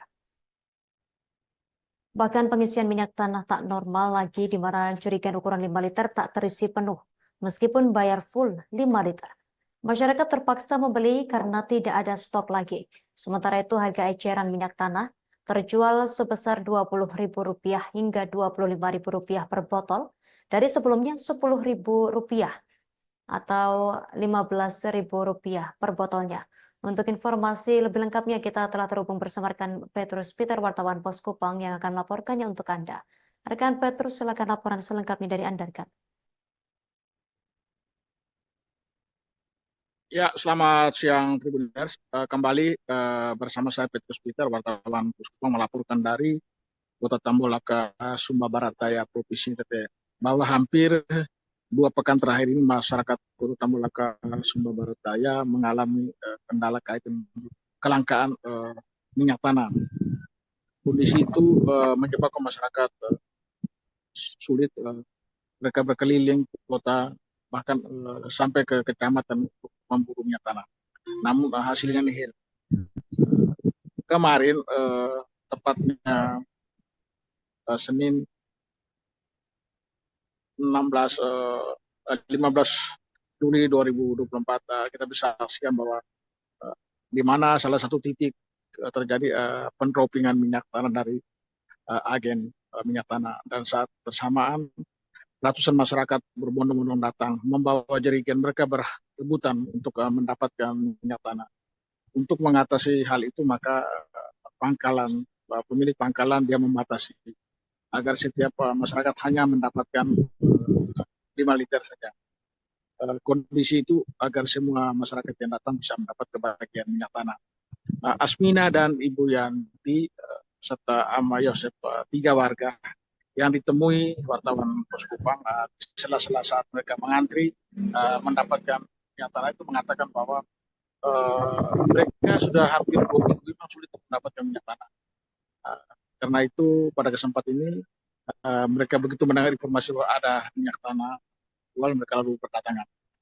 Mereka juga menyampaikan bahwa sedikit merasa kesal karena jerigen yang seharusnya yang berukuran 5 liter mereka mendapatkan tidak sefull jerigen berukuran 5 liter, tapi mendapat pengisian kurang dari 5 liter, tapi bayarannya full. Karena itu mereka berharap agar pemerintah Kabupaten Sumba Barat Daya tidak bisa menutup mata begitu saja, tapi mereka harus membuka, melihat fenomena yang terjadi, bahwa harus segera mengatasi hal ini. Dengan demikian masyarakat Kota Tambolaka, Sumba Barat Daya bisa kembali mendapatkan pelayanan minyak tanah yang lancar sebagaimana keadaan sebelumnya.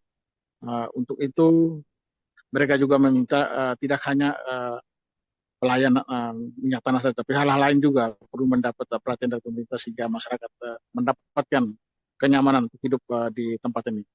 Demikian yang dapat saya laporkan dari Kota Tambolaka, Sumba Barat Daya. Terima kasih rekan Petrus Peter, wartawan Pos Kupang. Selamat bertugas kembali rekan. Pemirsa, inilah kondisi terkini Stadion Laki Dende di Kelurahan Bende, Kecamatan Kadia, Kota Kendari, Provinsi Sulawesi Tenggara. Berdasarkan pantauan tribunnews.ultra.com, pada Selasa 16 Juli 2024, bangunan Stadion Laki Dende milik pemerintah provinsi atau Pemprov Sultra mangkrak dan sudah ditumbuhi tanaman liar. Untuk selengkapnya kita telah terhubung bersama rekan Samsul, wartawan Tribun News Sultra. Rekan Samsul, silakan laporan selengkapnya rekan. Baik, rekan Justina, terima kasih. Saya Samsul melaporkan dari Kota Kendari berdasarkan pantauan Tribun News Sultra Selasa 16 Juli 2024. Bangunan Stadion Laki Dende milik pemerintah provinsi atau Pemprov Sultra mangkrak dan sudah ditumbuhi tanaman liar. Sebelumnya, Pemprov Sultra telah mengeluarkan anggaran sebesar 44 miliar pada tahun 2022 lalu untuk proses pembangunan stadion tersebut. Stadion Laki Dende ini direncanakan bangun berstandar FIFA, tetapi saat ini kondisi stadion tersebut sangat memprihatinkan. Sementara itu terlihat area lapangan juga, lapangan sudah tidak terlihat seperti stadion sepak bola karena sudah dipenuhi rumput dan pepohonan. Selain itu, tribun penonton juga yang terbuat dari beton juga sudah terlihat mulai berlumut. stadion ini sudah seperti bangunan terbengkalai karena mangkrak pekerjaan pembangunan kurang lebih 1 tahun lamanya.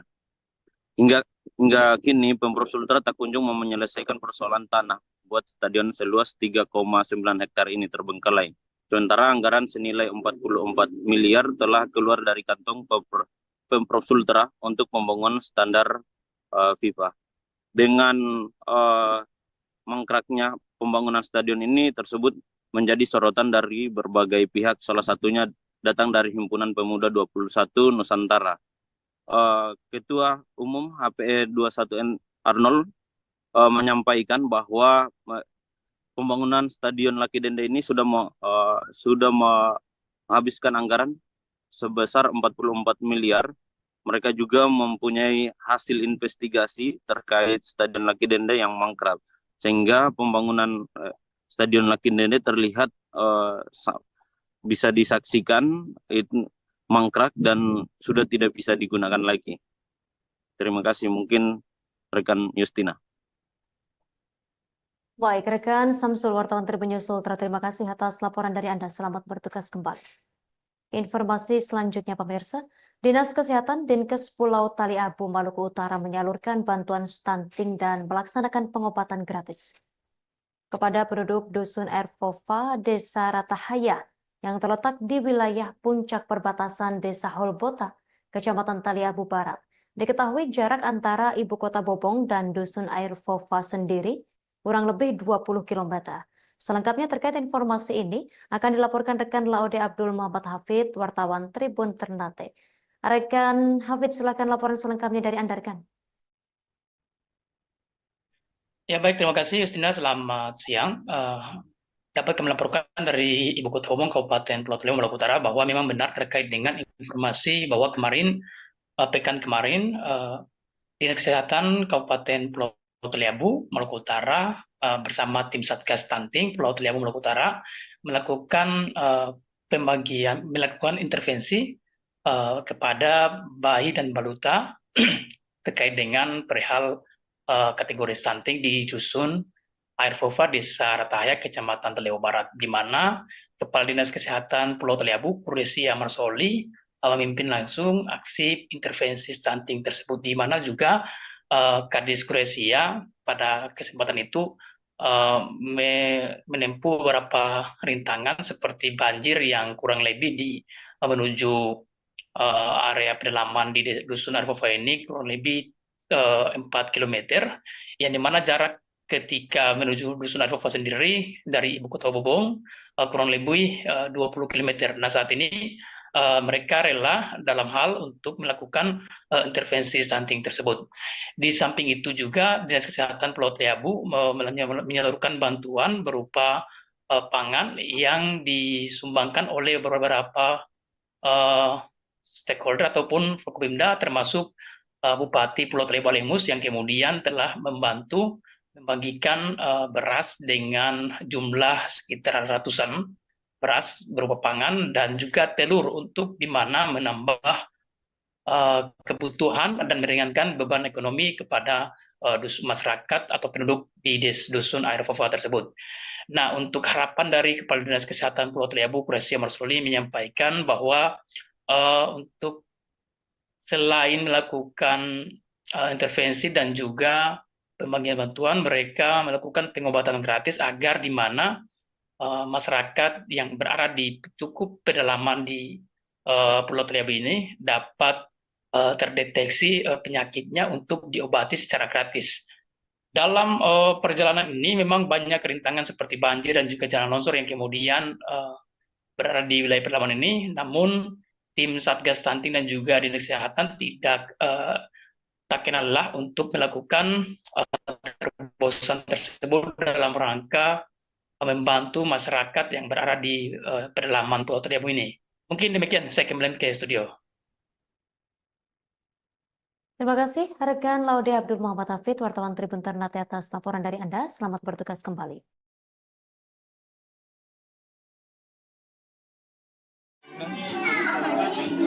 Alhamdulillah, kami sampai juga di Dusun Erfova yaitu Desa Ratahaya Sunatopa, di mana perjalanannya dari perbatasan desa ke Arteko itu kurang lebih 14 kilo.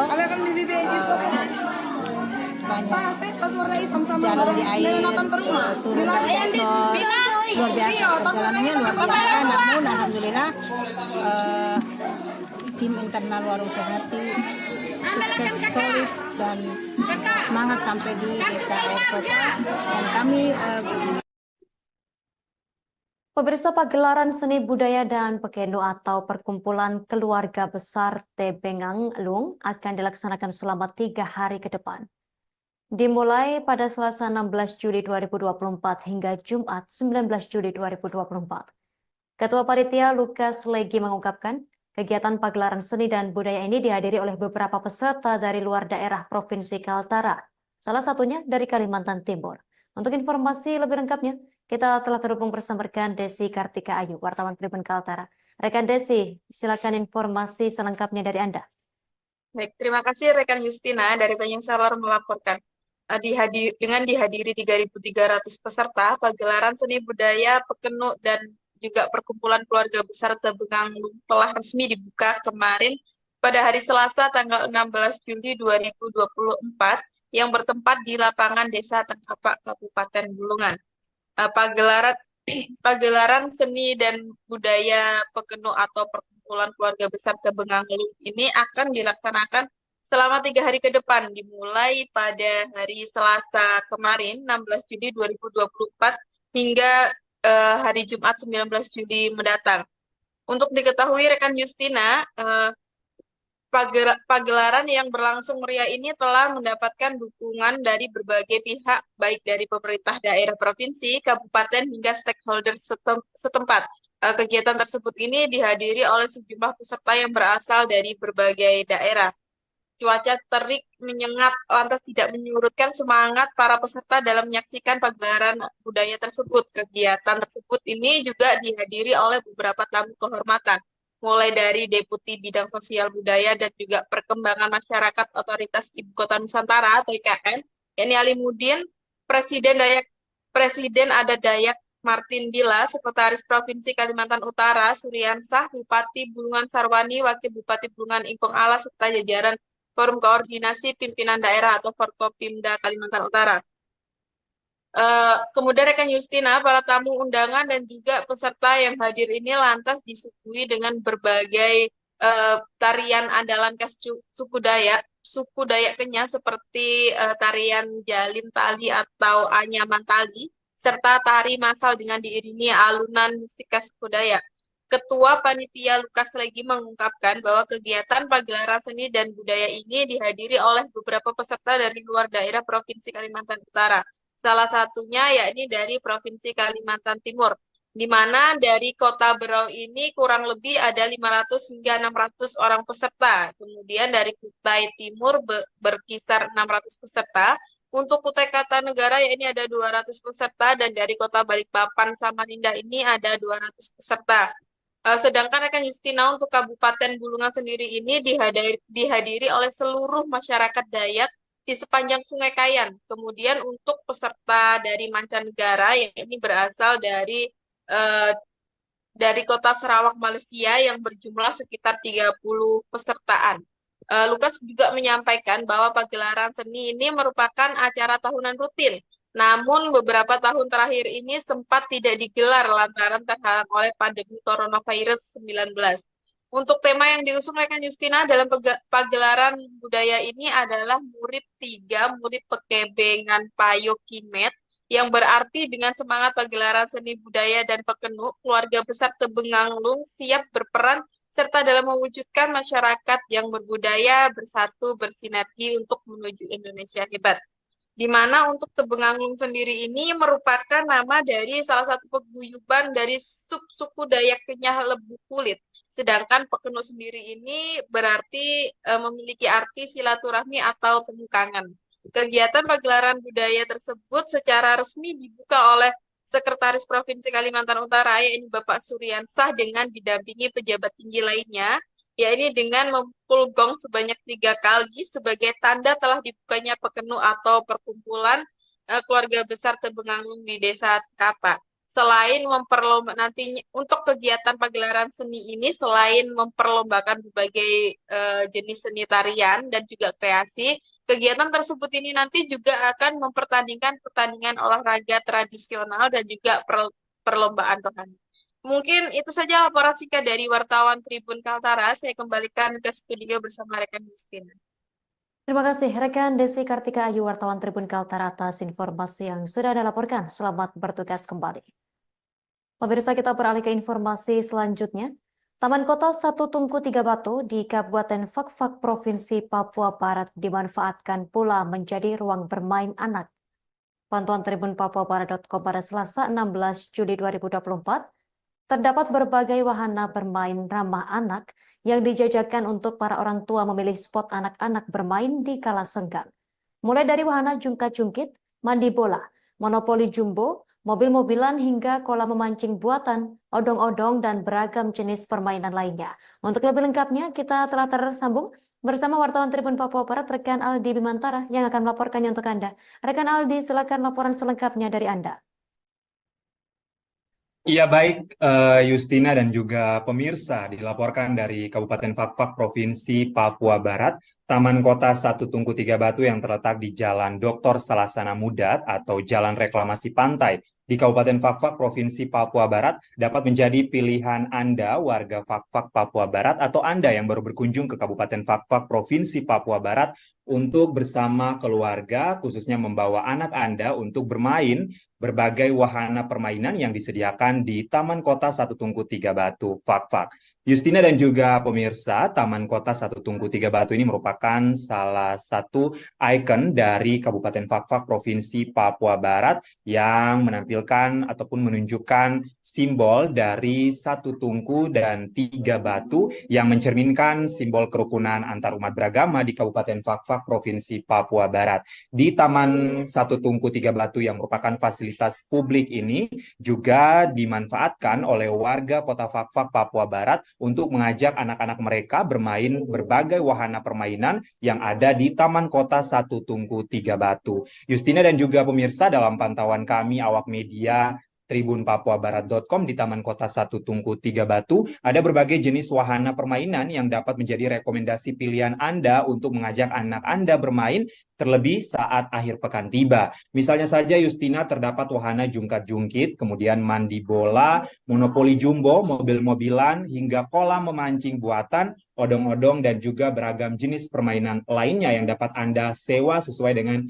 harga kantong Anda begitu. Justina dan juga pemirsa, kami juga mewawancarai salah satu warga ataupun pengunjung di Taman Kota Satu Tungku Tiga Batu, yakni Gredengo. Mama Gredengo ini bersama anaknya berwisata ataupun mengunjungi Taman Kota Satu Tungku Tiga Batu di Kabupaten Fakfak Provinsi Papua Barat ini dan mencoba berbagai wahana permainan yang ada. Dan dinilainya bahwasanya permainan-permainan yang ada di Taman Kota Satu Tungku Tiga Batu ini kemudian bisa dapat meningkatkan skill keaktifan anak bermain di luar rumah. Karena tentunya sebagai orang tua kita harus memilah dan memilih jenis-jenis permainan apa saja yang dapat diberikan kepada anak. Dan terlebih di era digitalisasi seperti saat ini, Justina dan juga pemirsa, tentunya permainan di luar ruangan dengan seperti wahana-wahana permainan yang disediakan di Taman Kota Satu Tungku Tiga Batu ini memunculkan ataupun merangsang daya aktif ataupun daya gerak dari seorang anak sehingga bisa lebih aktif lagi dan tidak hanya bermain gadget ataupun sosial media saja begitu di rumah. Justina, demikian laporan singkat jurnalis Tribun Papuabarat.com Aldi Bimantara langsung dari Fakfak Papua Barat, liputan di Taman Kota Satu Tungku Tiga Batu untuk Anda. Kembali ke Justina di studio. Terima kasih rekan Aldi Bimantara, wartawan Tribun Papua Barat, atas informasi dari Anda. Selamat bertugas kembali. Pemirsa, masa tua bagi sebagian orang mungkin akan lebih banyak beristirahat di rumah dan melakoni pekerjaan-pekerjaan ringan hanya untuk mengendorkan otot-otot agar tidak kaku. Namun ada juga yang masih harus melakoni pekerjaan-pekerjaan berat, masih mencari nafkah demi kelangsungan hidupnya dan keluarganya.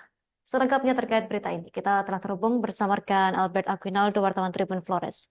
Rekan Albert, silakan laporan selengkapnya dari Anda. Baik, selamat siang rekan Justina dan juga Tribuners di mana saja berada dari Kabupaten ND, Pulau Flores, Nusa Tenggara Timur.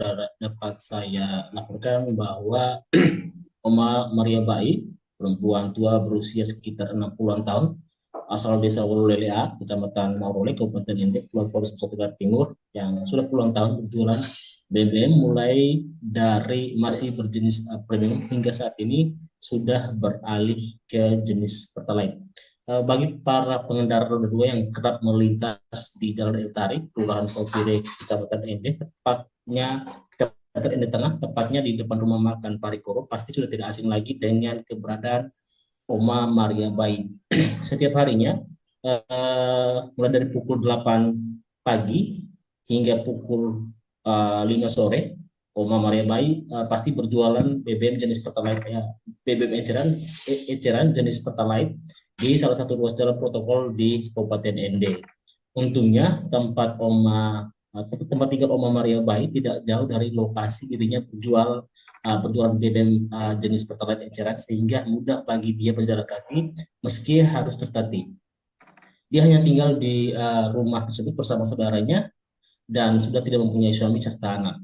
Selain berjualan BBM jenis Pertalite, Oma Maria Bai juga mengalami cacat secara fisik, yakni salah satu kakinya mengalami pincang saat bekerja sebagai asisten rumah tangga di salah satu rumah di Kabupaten ND. Selain berjualan BBM eceran jenis Pertalite, Oma Maria Bai juga bekerja membersihkan kemiri, bawang merah, serta apa saja milik orang lain yang bisa dikerjakan dan kemudian dibayar. Oma Maria Bai yang ditemui Tribun Flores pada Senin 15 Juli 2024 sekitar pukul 13 siang di ruas jalan Eltari Kota ND mengaku dalam sehari dirinya bisa mendapatkan keuntungan maksimal 100.000.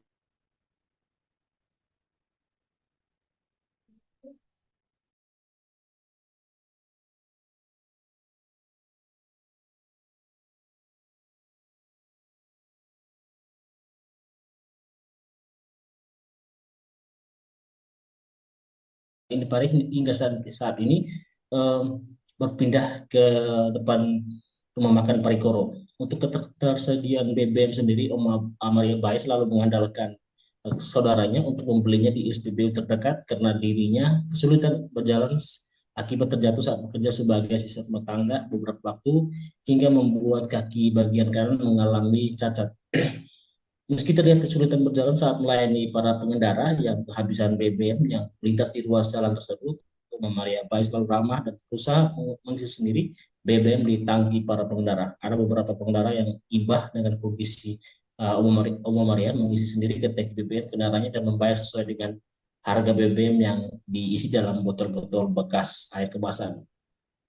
Obi, salah satu pengendara yang kebetulan kehabisan BBM saat melintas di ruas jalan Eltari ND siang itu sempat membeli BBM eceran yang dijual Oma Maria Bai, mengatakan kisah perjuangan hidup Oma Maria Bai ini adalah inspirasi bagi orang muda saat ini. Demikian rekan studio yang dapat kami sampaikan dari Kabupaten ND. Kembali ke studio. Terima kasih rekan Albert Aquinaldo, wartawan Tribun Flores, atas laporan dari Anda. Selamat bertugas kembali. Informasi selanjutnya pemirsa. Kasus HIV/AIDS di Toraja Utara mencapai ratusan. Kasus HIV di Toraja Utara pada tahun 2023 ini mencapai 189 kasus, sedangkan dari Januari hingga Juni ada penambahan kasus sebanyak 32. Untuk informasi lebih lengkapnya kita telah terhubung bersama wartawan Tribun Toraja rekan Freddy Samuel yang akan melaporkannya untuk Anda. Rekan Freddy, silakan laporan selengkapnya rekan. Ya. Terima kasih Justina dan selamat siang Tribuners. Jadi benar bahwa kasus HIV/AIDS di Kabupaten Toraja Utara perlahan tapi pasti melonjak cukup tinggi, mencapai hingga ratusan kasus baik itu pada tahun 2023 lalu hingga periode Januari hingga bulan Juni tahun ini, tahun 2024. Hal ini dijelaskan oleh Subkoordinator Pencegahan Pengendalian Penyakit Menular atau P2PM dari Dinas Kesehatan Kabupaten Toraja Utara, Ibu Yeti Bato Payungalo. Ia menjelaskan kepada Tribun Toraja bahwa untuk kasus HIV AIDS di Toraja Utara pada tahun 2023 capai 189 kasus. Sedangkan dari Januari hingga Juni tahun ini, tahun 2024, terdapat penambahan kasus sebanyak 32 kasus. Lanjut ia mengatakan kepada Tribun Toraja bahwa dari kasus tersebut pada tahun 2023 penderita atau ODA pada tahun 2003 yang meninggal sebanyak 8 orang, dan dari bulan Januari hingga bulan Juni tahun ini, tahun 2024, sebanyak 3 orang yang meninggal. Jadi total ada 11 orang yang meninggal, baik itu di tahun 2023 dan di pertengahan tahun 2024. Dari data yang dihimpun oleh Tribun Toraja, untuk penderita atau HIV/AIDS yang meninggal rata-rata berumur cukup muda, dari umur 26 tahun hingga 48 tahun. Dengan spesifik kasus yaitu laki-laki sebanyak 5 orang meninggal dan perempuan sebanyak 3 orang. Dan untuk bulan Januari hingga Juni tahun 2024 ini, penderita HIV/AIDS yang meninggal maksud saya, rata-rata berumur 35 tahun hingga 55 tahun, yaitu dengan spesifik berjenis kelamin laki-laki sebanyak 3 orang. Ibu Yeti mengatakan kepada Tribun Toraja bahwa Dinas Kesehatan dan juga Dinas Sosial Kabupaten Toraja Utara telah melakukan upaya-upaya pencegahan dan persuasif, baik itu sosialisasi maupun memberikan pengobatan sesuai dengan tupoksi dan obat tersebut pada penderita HIV/AIDS ini di Kabupaten Toraja Utara, yang dimana yang disasar ialah para pekerja di tempat hiburan malam atau di beberapa THM yang mulai banyak di Kabupaten Toraja Utara. Seperti itu, Justina, saya kembalikan ke studio. Terima kasih rekan Freddy Samuel, wartawan Tribun Toraja, atas informasi dari Anda. Selamat bertugas kembali.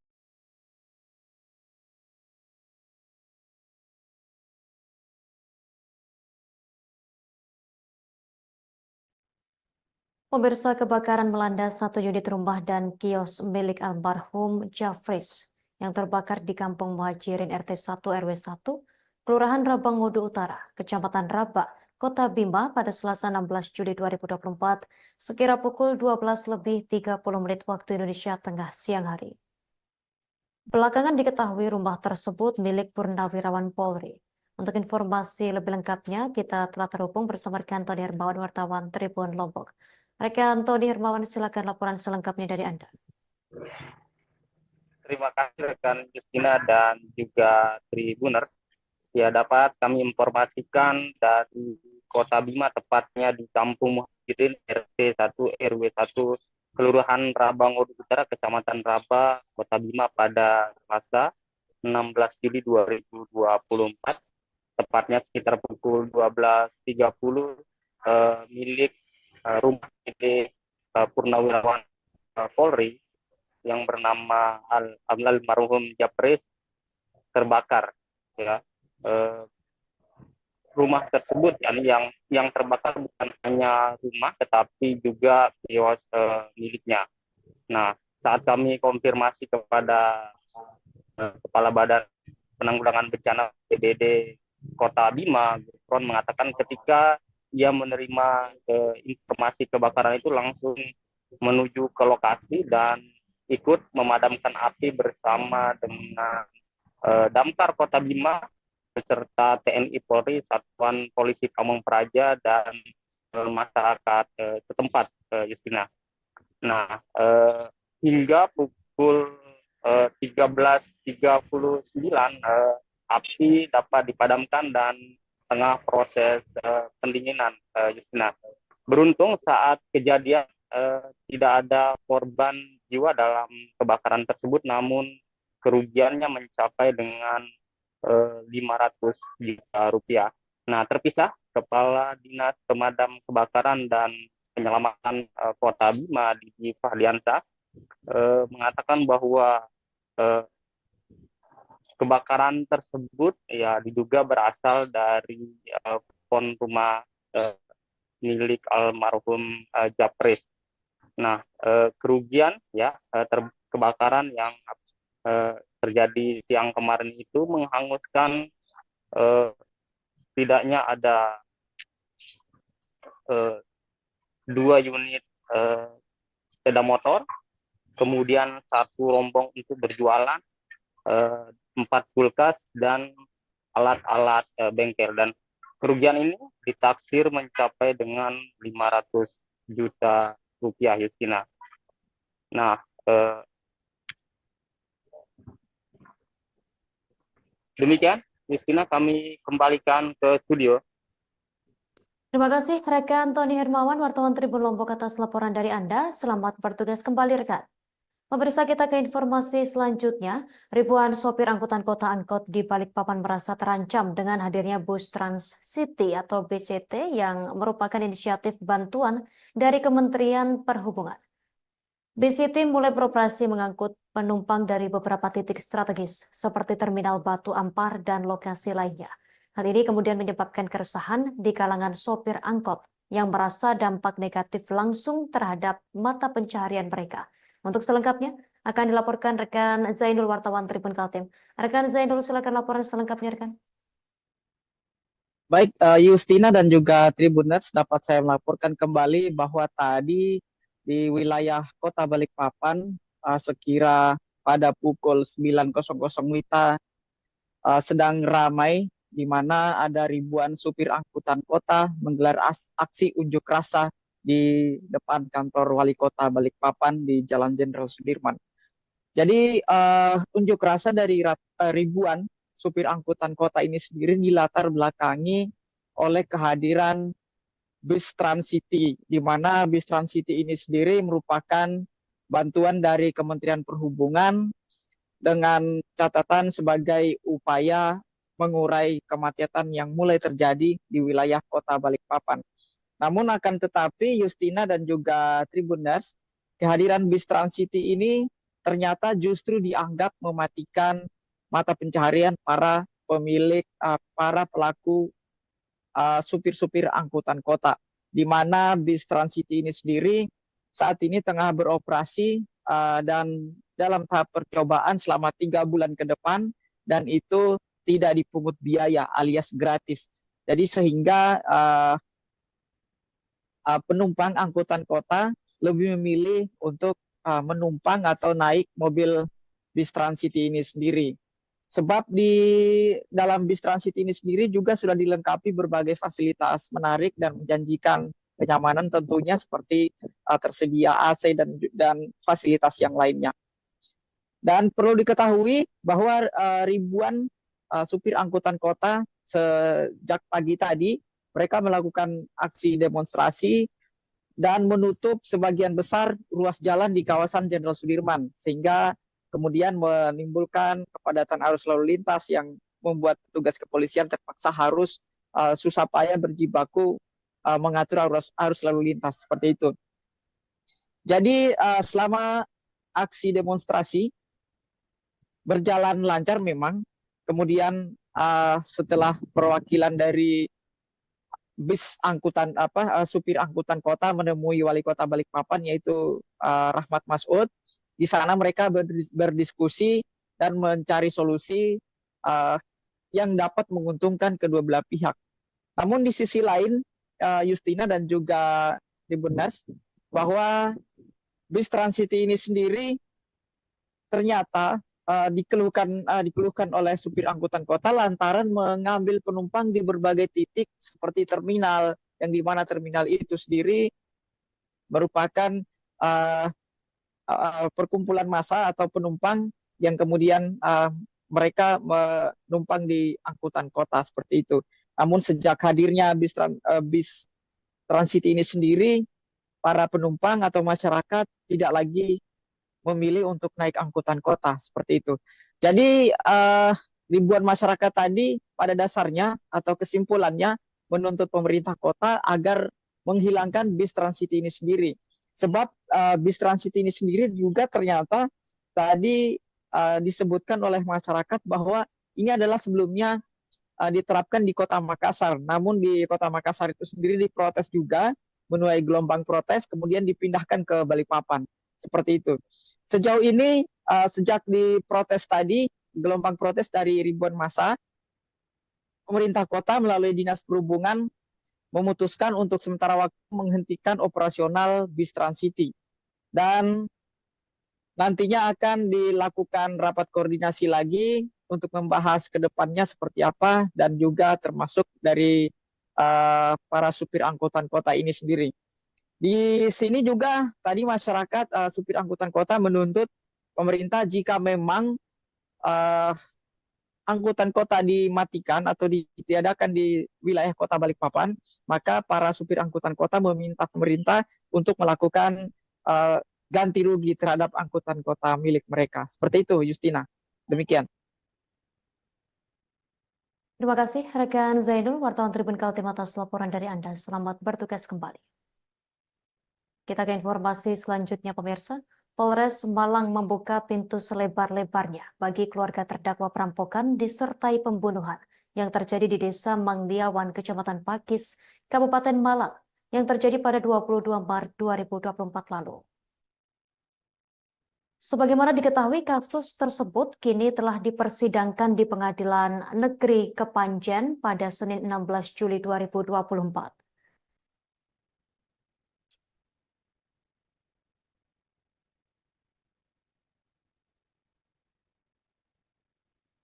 Dalam sidang pertama, hadir keluarga besar tetangga kedua terdakwa, yakni Wahid Hashim Afandi yang berusia 28 tahun dan Iqbal Faisal Amir 27 tahun. Mereka beramai-ramai menyebut bahwa Wahid dan Iqbal tak bersalah dalam kasus pembunuhan itu. Dari pernyataan itu, Polres Malang yang menangani kasus ini mempersilahkan keluarga maupun pendamping untuk bertemu dengan penyidik. Kapolres Malang AKBP Putuholis Aryana menjelaskan pihaknya akan membuka kesempatan seluas-luasnya kepada keluarga untuk bisa menjawab segala pertanyaan. Yang terpenting dari kasus ini, Holis menegaskan, Satreskrim Polres Malang telah membentuk tim khusus dalam menangani kasus tersebut. Tim khusus yang dibentuk telah bekerja dengan fokus dan sesuai dengan prosedur, bahkan dalam pemenuhan alat bukti pun melibatkan ahli. Di sisi lain, penetapan tersangka ini juga mengacu pada keterangan saksi. Kemudian rekonstruksi juga telah dilakukan dengan melibatkan terdakwa. Ia pun menambahkan bahwa selama proses penyelidikan hingga ke P21 atau pelimpahan berkas perkara dan tersangka ke kejaksaan bisa dipertanggungjawabkan.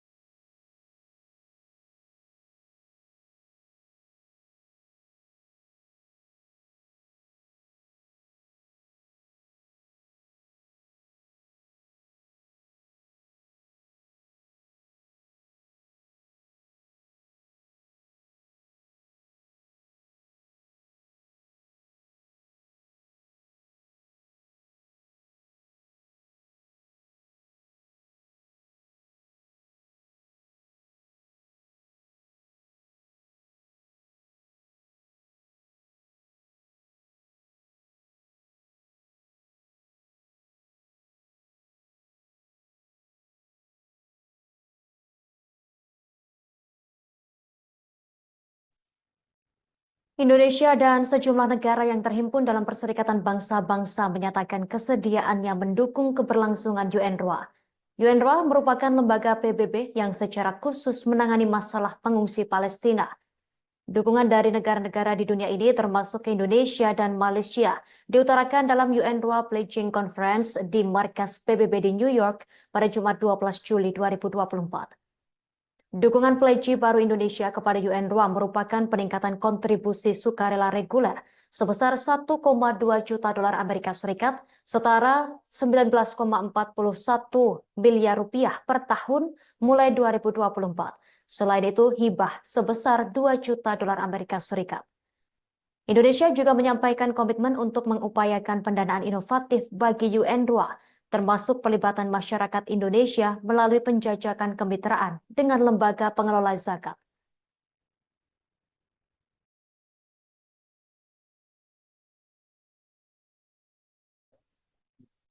Israel melaporkan pelabuhan Eilat bangkrut setelah berbulan-bulan blokade Laut Houthi. Hal itu akibat penurunan tajam dalam kegiatan komersial dan pendapatan akibat blokade angkatan laut yang diberlakukan oleh Houthi Yaman. Dalam hal ini terhadap kapal-kapal kargo yang terkait dengan Israel sejak November lalu, seorang pejabat senior telah mengonfirmasikannya. Awal bulan ini pelabuhan Eilat meminta pemerintah memberikan bantuan keuangan karena pelabuhan ini tidak aktif sejak Tel Aviv meluncurkan perang di Gaza pada Oktober tahun lalu. Pada Desember, CEO Pelabuhan Eilat, Gideon Goldberg, mengatakan telah terjadi penurunan operasi sebesar 85%. Penurunan itu sejak Angkatan Bersenjata Yaman memulai serangan terhadap kapal-kapal yang terkait dengan Israel di Laut Merah. Ia mengindikasikan pada saat itu bahwa Pelabuhan Eilat mungkin perlu memberhentikan karyawan untuk sementara waktu jika situasi terus berlanjut.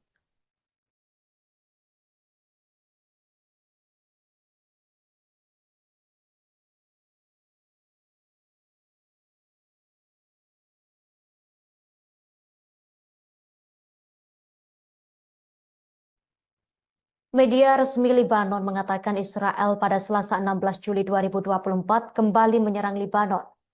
Akibatnya 5 orang tewas dalam peristiwa ini, 3 diantaranya adalah anak-anak Suriah.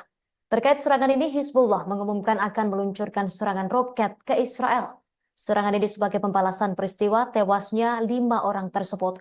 Dalam laporan media itu dikatakan juga serangan pesawat tak berawak milik musuh menargetkan sebuah sepeda motor di Jalan Far Tabnit di tempat lain di Libanon Selatan, menewaskan 2 warga Suriah.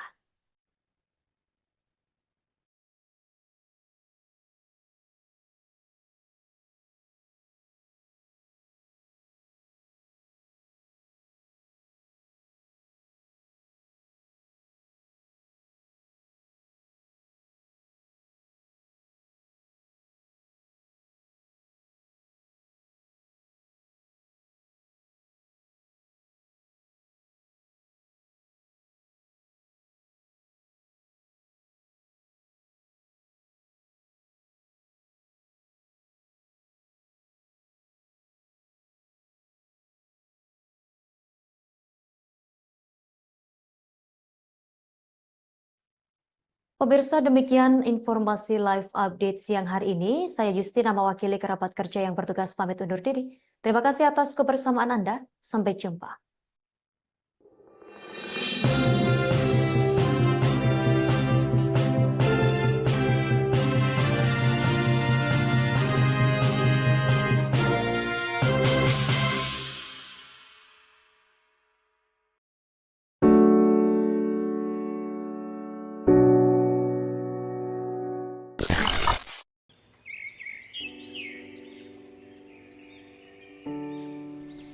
Ngarai Sianok adalah lembah curam atau jurang yang terletak di perbatasan Kota Bukit Tinggi, Kecamatan Empat Koto, Kabupaten Agam, Sumatera Barat.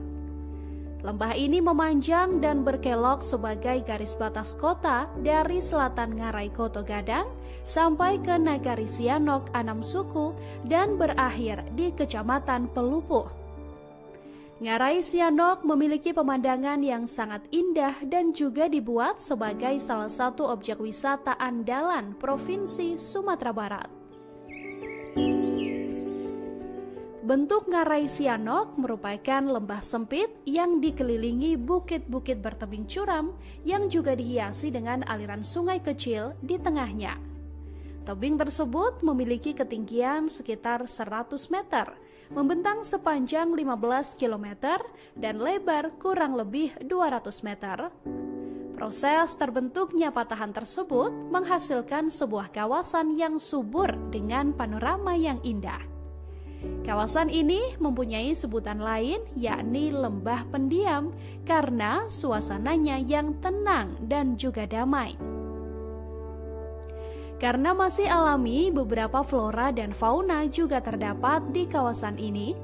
Flora di kawasan Ngarai Sianok adalah bunga rafflesia dan tumbuhan obat-obatan. Sedangkan fauna yang terdapat di kawasan ini berupa macan tutul, monyet, siamang, rusa, babi hutan, hingga tapir, dan juga kerbau.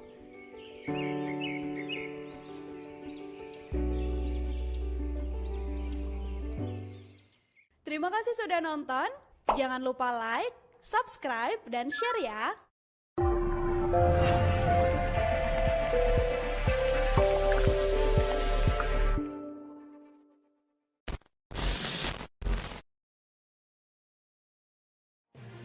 Live Update Tribun News. Kami hadirkan rangkaian informasi teraktual, laporan langsung dan update berita terkini dari seluruh penjuru negeri dari siang hingga petang. Berbagai informasi dari dalam maupun luar negeri untuk Anda. Jangan lewatkan Live Update. Hadir setiap hari hanya di channel YouTube Tribun News.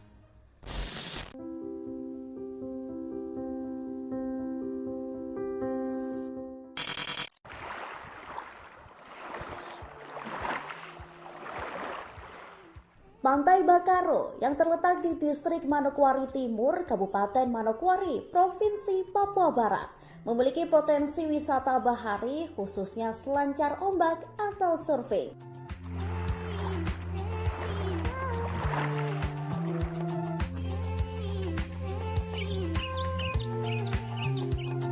Untuk mencapai ke pantai ini, pengunjung dapat menggunakan kendaraan roda 4 maupun kendaraan roda 2. Deburan ombak halus disertai dengan angin sepoi-sepoi juga melengkapi pantai ini seakan menyambut kedatangan Anda.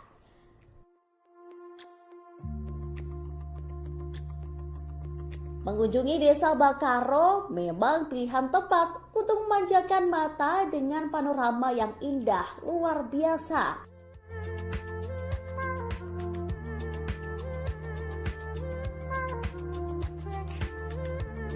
Pantai Bakaro merupakan pantai yang sangat ramai dikunjungi oleh pengunjung mancanegara karena pulau ini terletak sangat eksotis dengan pemandangannya.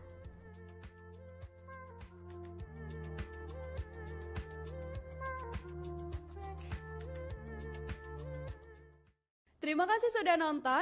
Jangan lupa like, subscribe, dan share ya.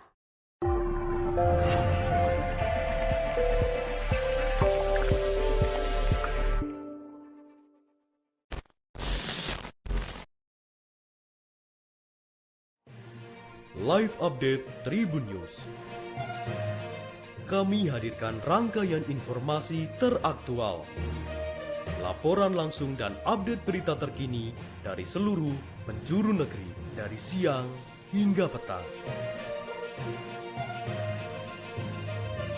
Berbagai informasi dari dalam maupun luar negeri untuk Anda. Jangan lewatkan Live Update.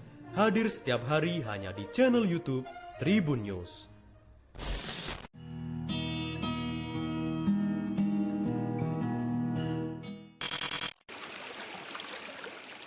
Menikmati indahnya Pantai Carocok Painan. Pantai Carocok menjadi magnet wisata yang tak pernah sepi pengunjung.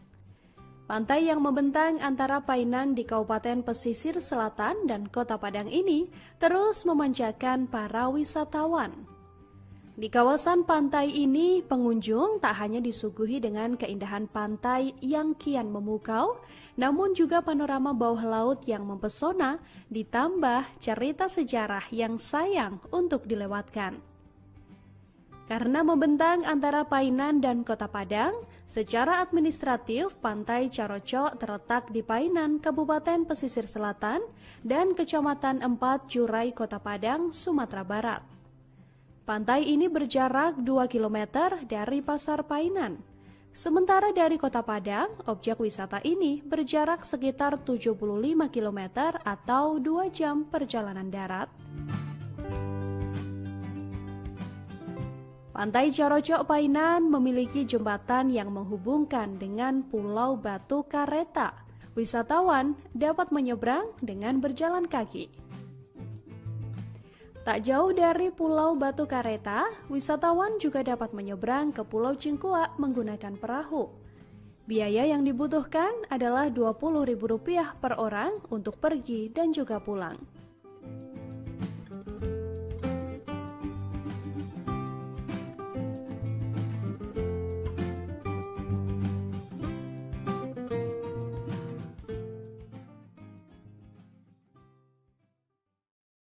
Terima kasih sudah nonton.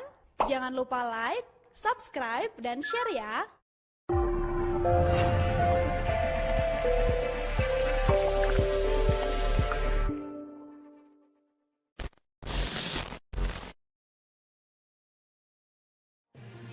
Live Update Tribun News.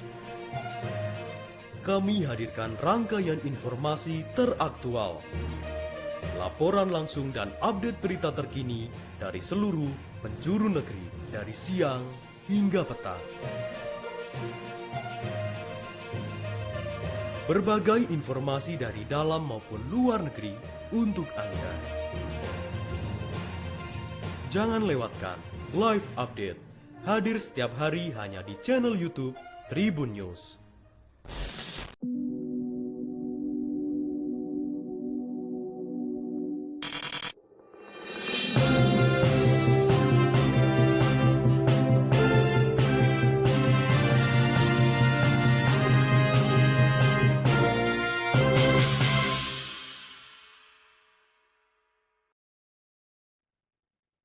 Halo Tribuners, Anda sedang menyaksikan live update sore Tribun News edisi Rabu 17 Juli 2024. Hari ini akan kami sajikan informasi terkini dari berbagai daerah di Indonesia.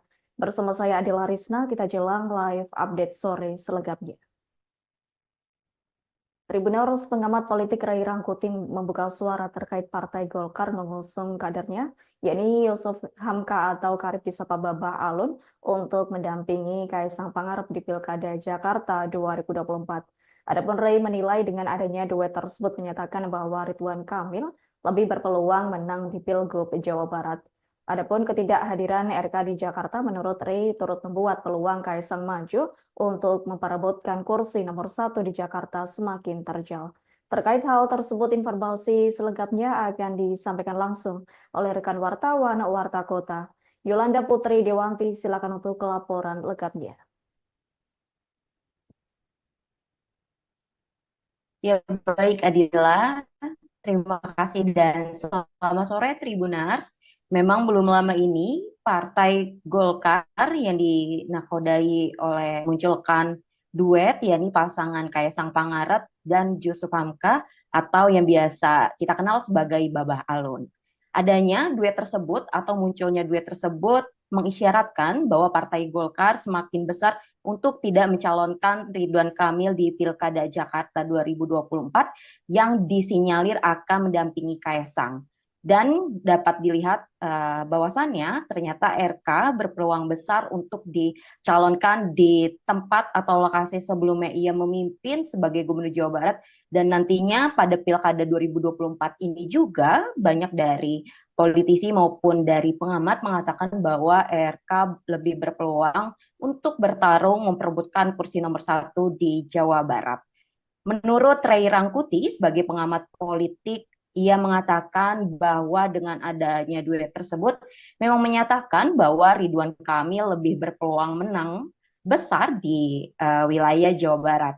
Adanya ketidakhadiran RK di Jakarta menurut Ray membuat peluang putra bungsu Presiden Joko Widodo itu untuk maju memperebutkan kursi nomor 1 di Jakarta semakin terjal. Di mana Ray juga menilai bahwa apabila Kaesang maju di Pilkada 2024, besar kemungkinan hanya ada dua pasangan di Jakarta, di mana peluang koalisi Indonesia Maju untuk memajukan sendiri kader dari mereka dikatakan Ray sangat sulit. Rasanya hal itu hanya membuang-buang energi, dana, dan juga waktu. Pilihannya rasionalnya hanyalah bergabung dengan koalisi Anies ataupun koalisi non-Anies. Dan juga turut diketahui Tribuners saat ini untuk di Pilkada Jakarta itu sendiri baru ada dua partai yang memunculkan duet di Pilkada Jakarta 2024, di mana sebelumnya Partai Keadilan Sejahtera telah mengusung Bapak Anies Rashid Baswedan dan juga Bapak Sohibul Iman, yang di mana duet tersebut dijuluki dengan aman. Dan belum lama ini Partai Golkar mengusung pasangan Kaesang dan juga Yusuf Hamka atau Babah Alun yang dijuluki sebagai duet Kabah. Dan saat ini baru ada dua partai yang telah mengusung, dan nantinya dari partai-partai yang lain pun masih melihat secara dinamis bagaimana dinamika yang terjadi di Pilkada Jakarta 2024 yang nantinya pada Agustus akan memutuskan akan menyalonkan dari kadernya sendiri atau ikut bergabung dalam suatu koalisi. Begitu Adila, dan kembali ke studio. Baik, terima kasih untuk informasi lengkapnya. Silakan bertugas kembali. Tribuners, wartawan kami telah menghimpun wawancara bersama pengamat politik Ray Rangkuti. Berikut untuk tayangan. Calon wakil gubernur Jakarta dan dengan sendirinya menempatkan RK sebagai calon gubernur Golkar di Jawa Barat, saya kira makin sedikit kesempatan bagi Kaesang untuk terlibat di Pilkada Jakarta. Alias Kim seperti tidak punya kandidat di Jakarta, dan oleh karena itu mereka punya potensi untuk bergabung dengan koalisi Anies Baswedan dan versus dengan koalisi non Anies Baswedan, yang itu besar kemungkinan digalang oleh PDI Perjuangan, di mana tokoh yang mungkin mereka munculkan itu adalah saudara Ahok yang memang elektabilitasnya dengan Anies meskipun saat ini berjarak sekitar 10%, tetapi itu sesuatu yang masih memungkinkan untuk dikejar oleh saudara Ahok itu. Nah, jika begitu dapat kita simpulkan Kim terbelah di dua provinsi, satu di satu provinsi, 50-50 di dua provinsi, yaitu Jawa Tengah dan Jakarta. Dan Jakarta menurut saya justru Kim juga punya potensi yang besar terbelah. Satu masuk ke koalisi Anies Baswedan, yang lain mungkin akan masuk ke koalisi non Anies Baswedan. Jadi keinginan mengkimkan pilkada-pilkada jauh dari kenyataan. Jajaran unit PPA Satreskrim Polres Belitung masih terus memeriksa oknum polisi yang diduga terlibat kasus asusila terhadap anak di bawah umur. Adapun polisi berinisial Brigadir AK itu sebelumnya dilaporkan atas dugaan pencabulan dan persetubuhan anak di bawah umur. Adapun proses pemeriksaan berlangsung tertutup di ruang unit PPA Satreskrim Polres Belitung pada Selasa 16 Juli 2024.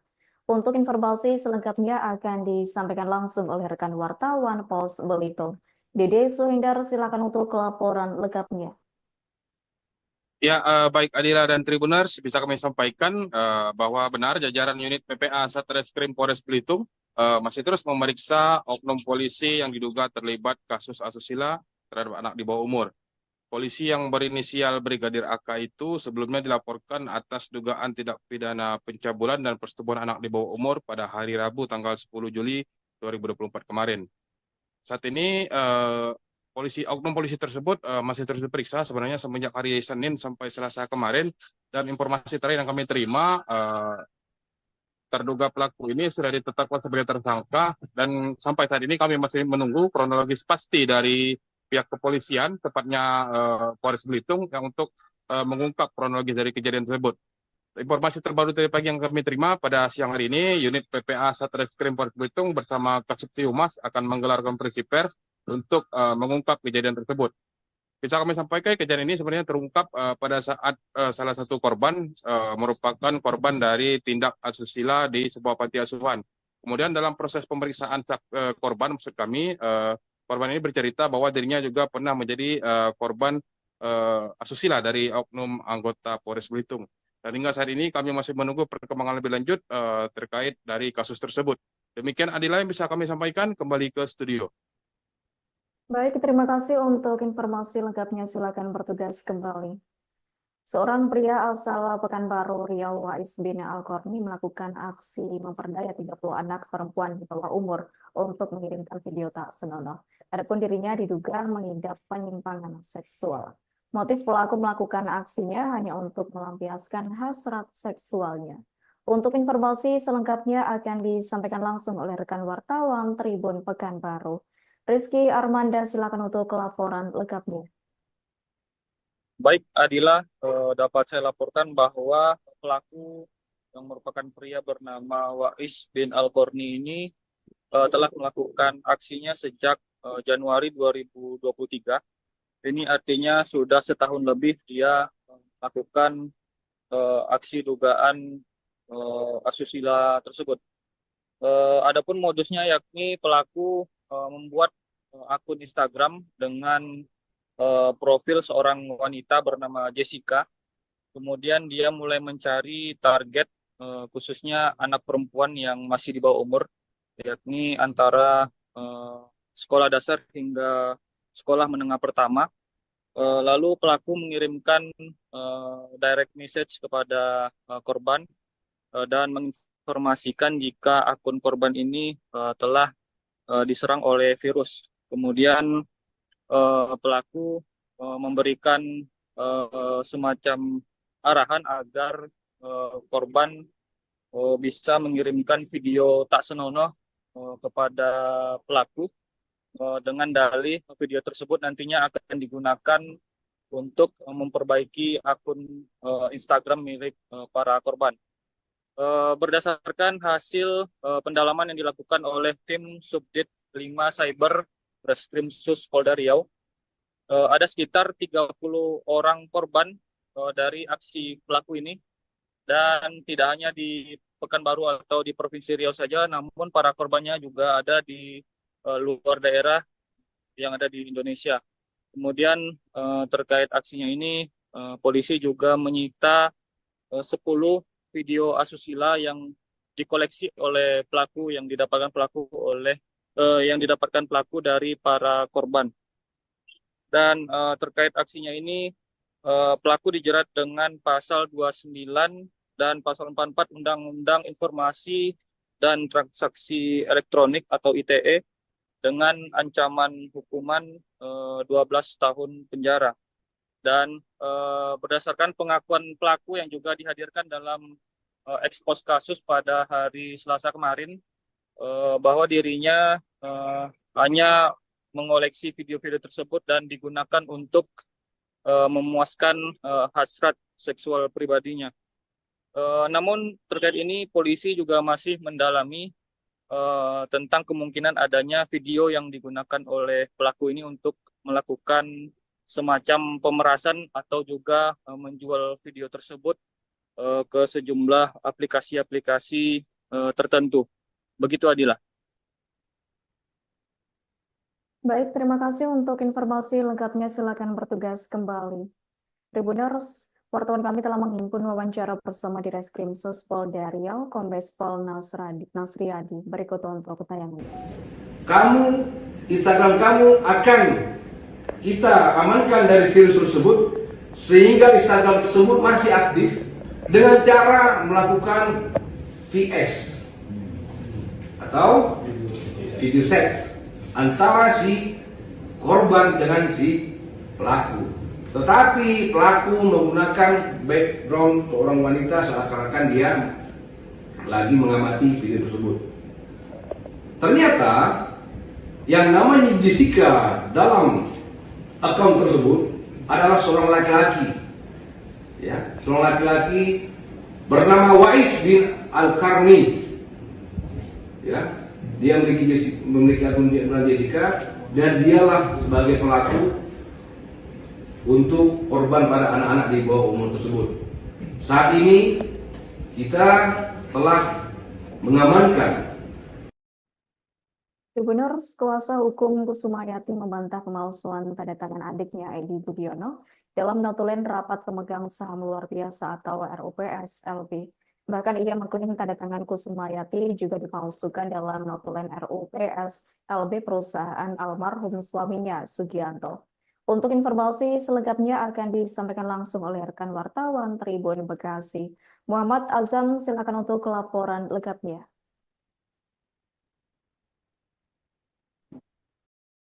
Dan juga Tribuners, bahwa perkara dari pemalsuan tanda tangan yang dilakukan oleh Kusumawati yang dilaporkan oleh anak kandungnya sendiri sudah memasuki sidang keempat, di mana pelaku pembacaan atau keterangan dari para saksi.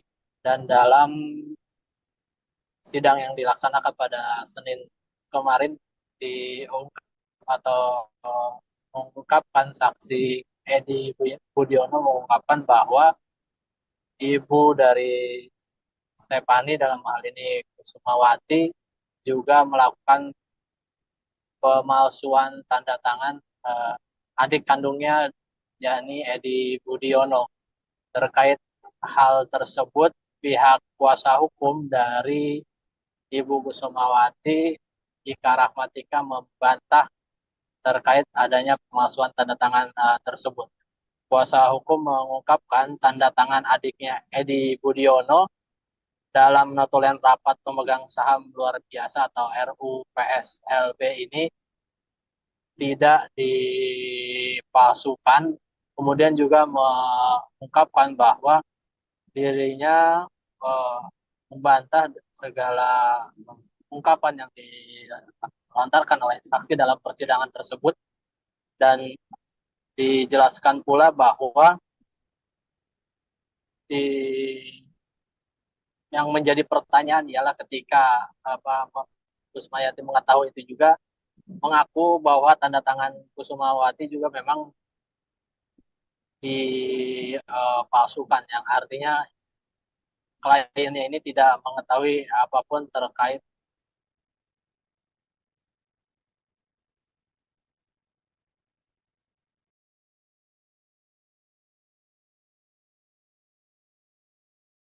pemegang. Dijelaskan semua tanda tangan yang ada dalam notulen RUPS LB itu dipalsukan, dan juga tidak mungkin Ibu Kusumayati yang membuat notulen RUPS LB yang diyakini karena Ibu Kusumayati tidak memiliki pengetahuan atau tidak mungkin membuat notulen sebagus tersebut.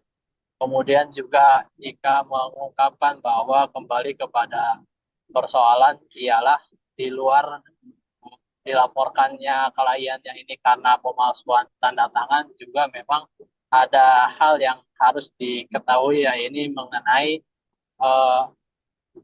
persoalan keinginan pelapor, dalam hal ini anaknya, yang ingin menguasai atau ingin dibagi harta warisan yang peninggalan ayahnya Sugiono. Kemudian juga diungkapkan bahwa pihak Kusumayati juga sebetulnya membuka, bahkan mengajukan upaya perdamaian sejak awal di pelaporan di Polda maupun juga di Kejati, dan termasuk juga saran daripada majelis hakim untuk membuka ruang mediasi atau perdamaian ini. Pihak atau kliennya ini sudah menyanggupi permintaan dari Stefani yang meminta list dari harta kekayaan Sugianto atau almarhum ayahnya.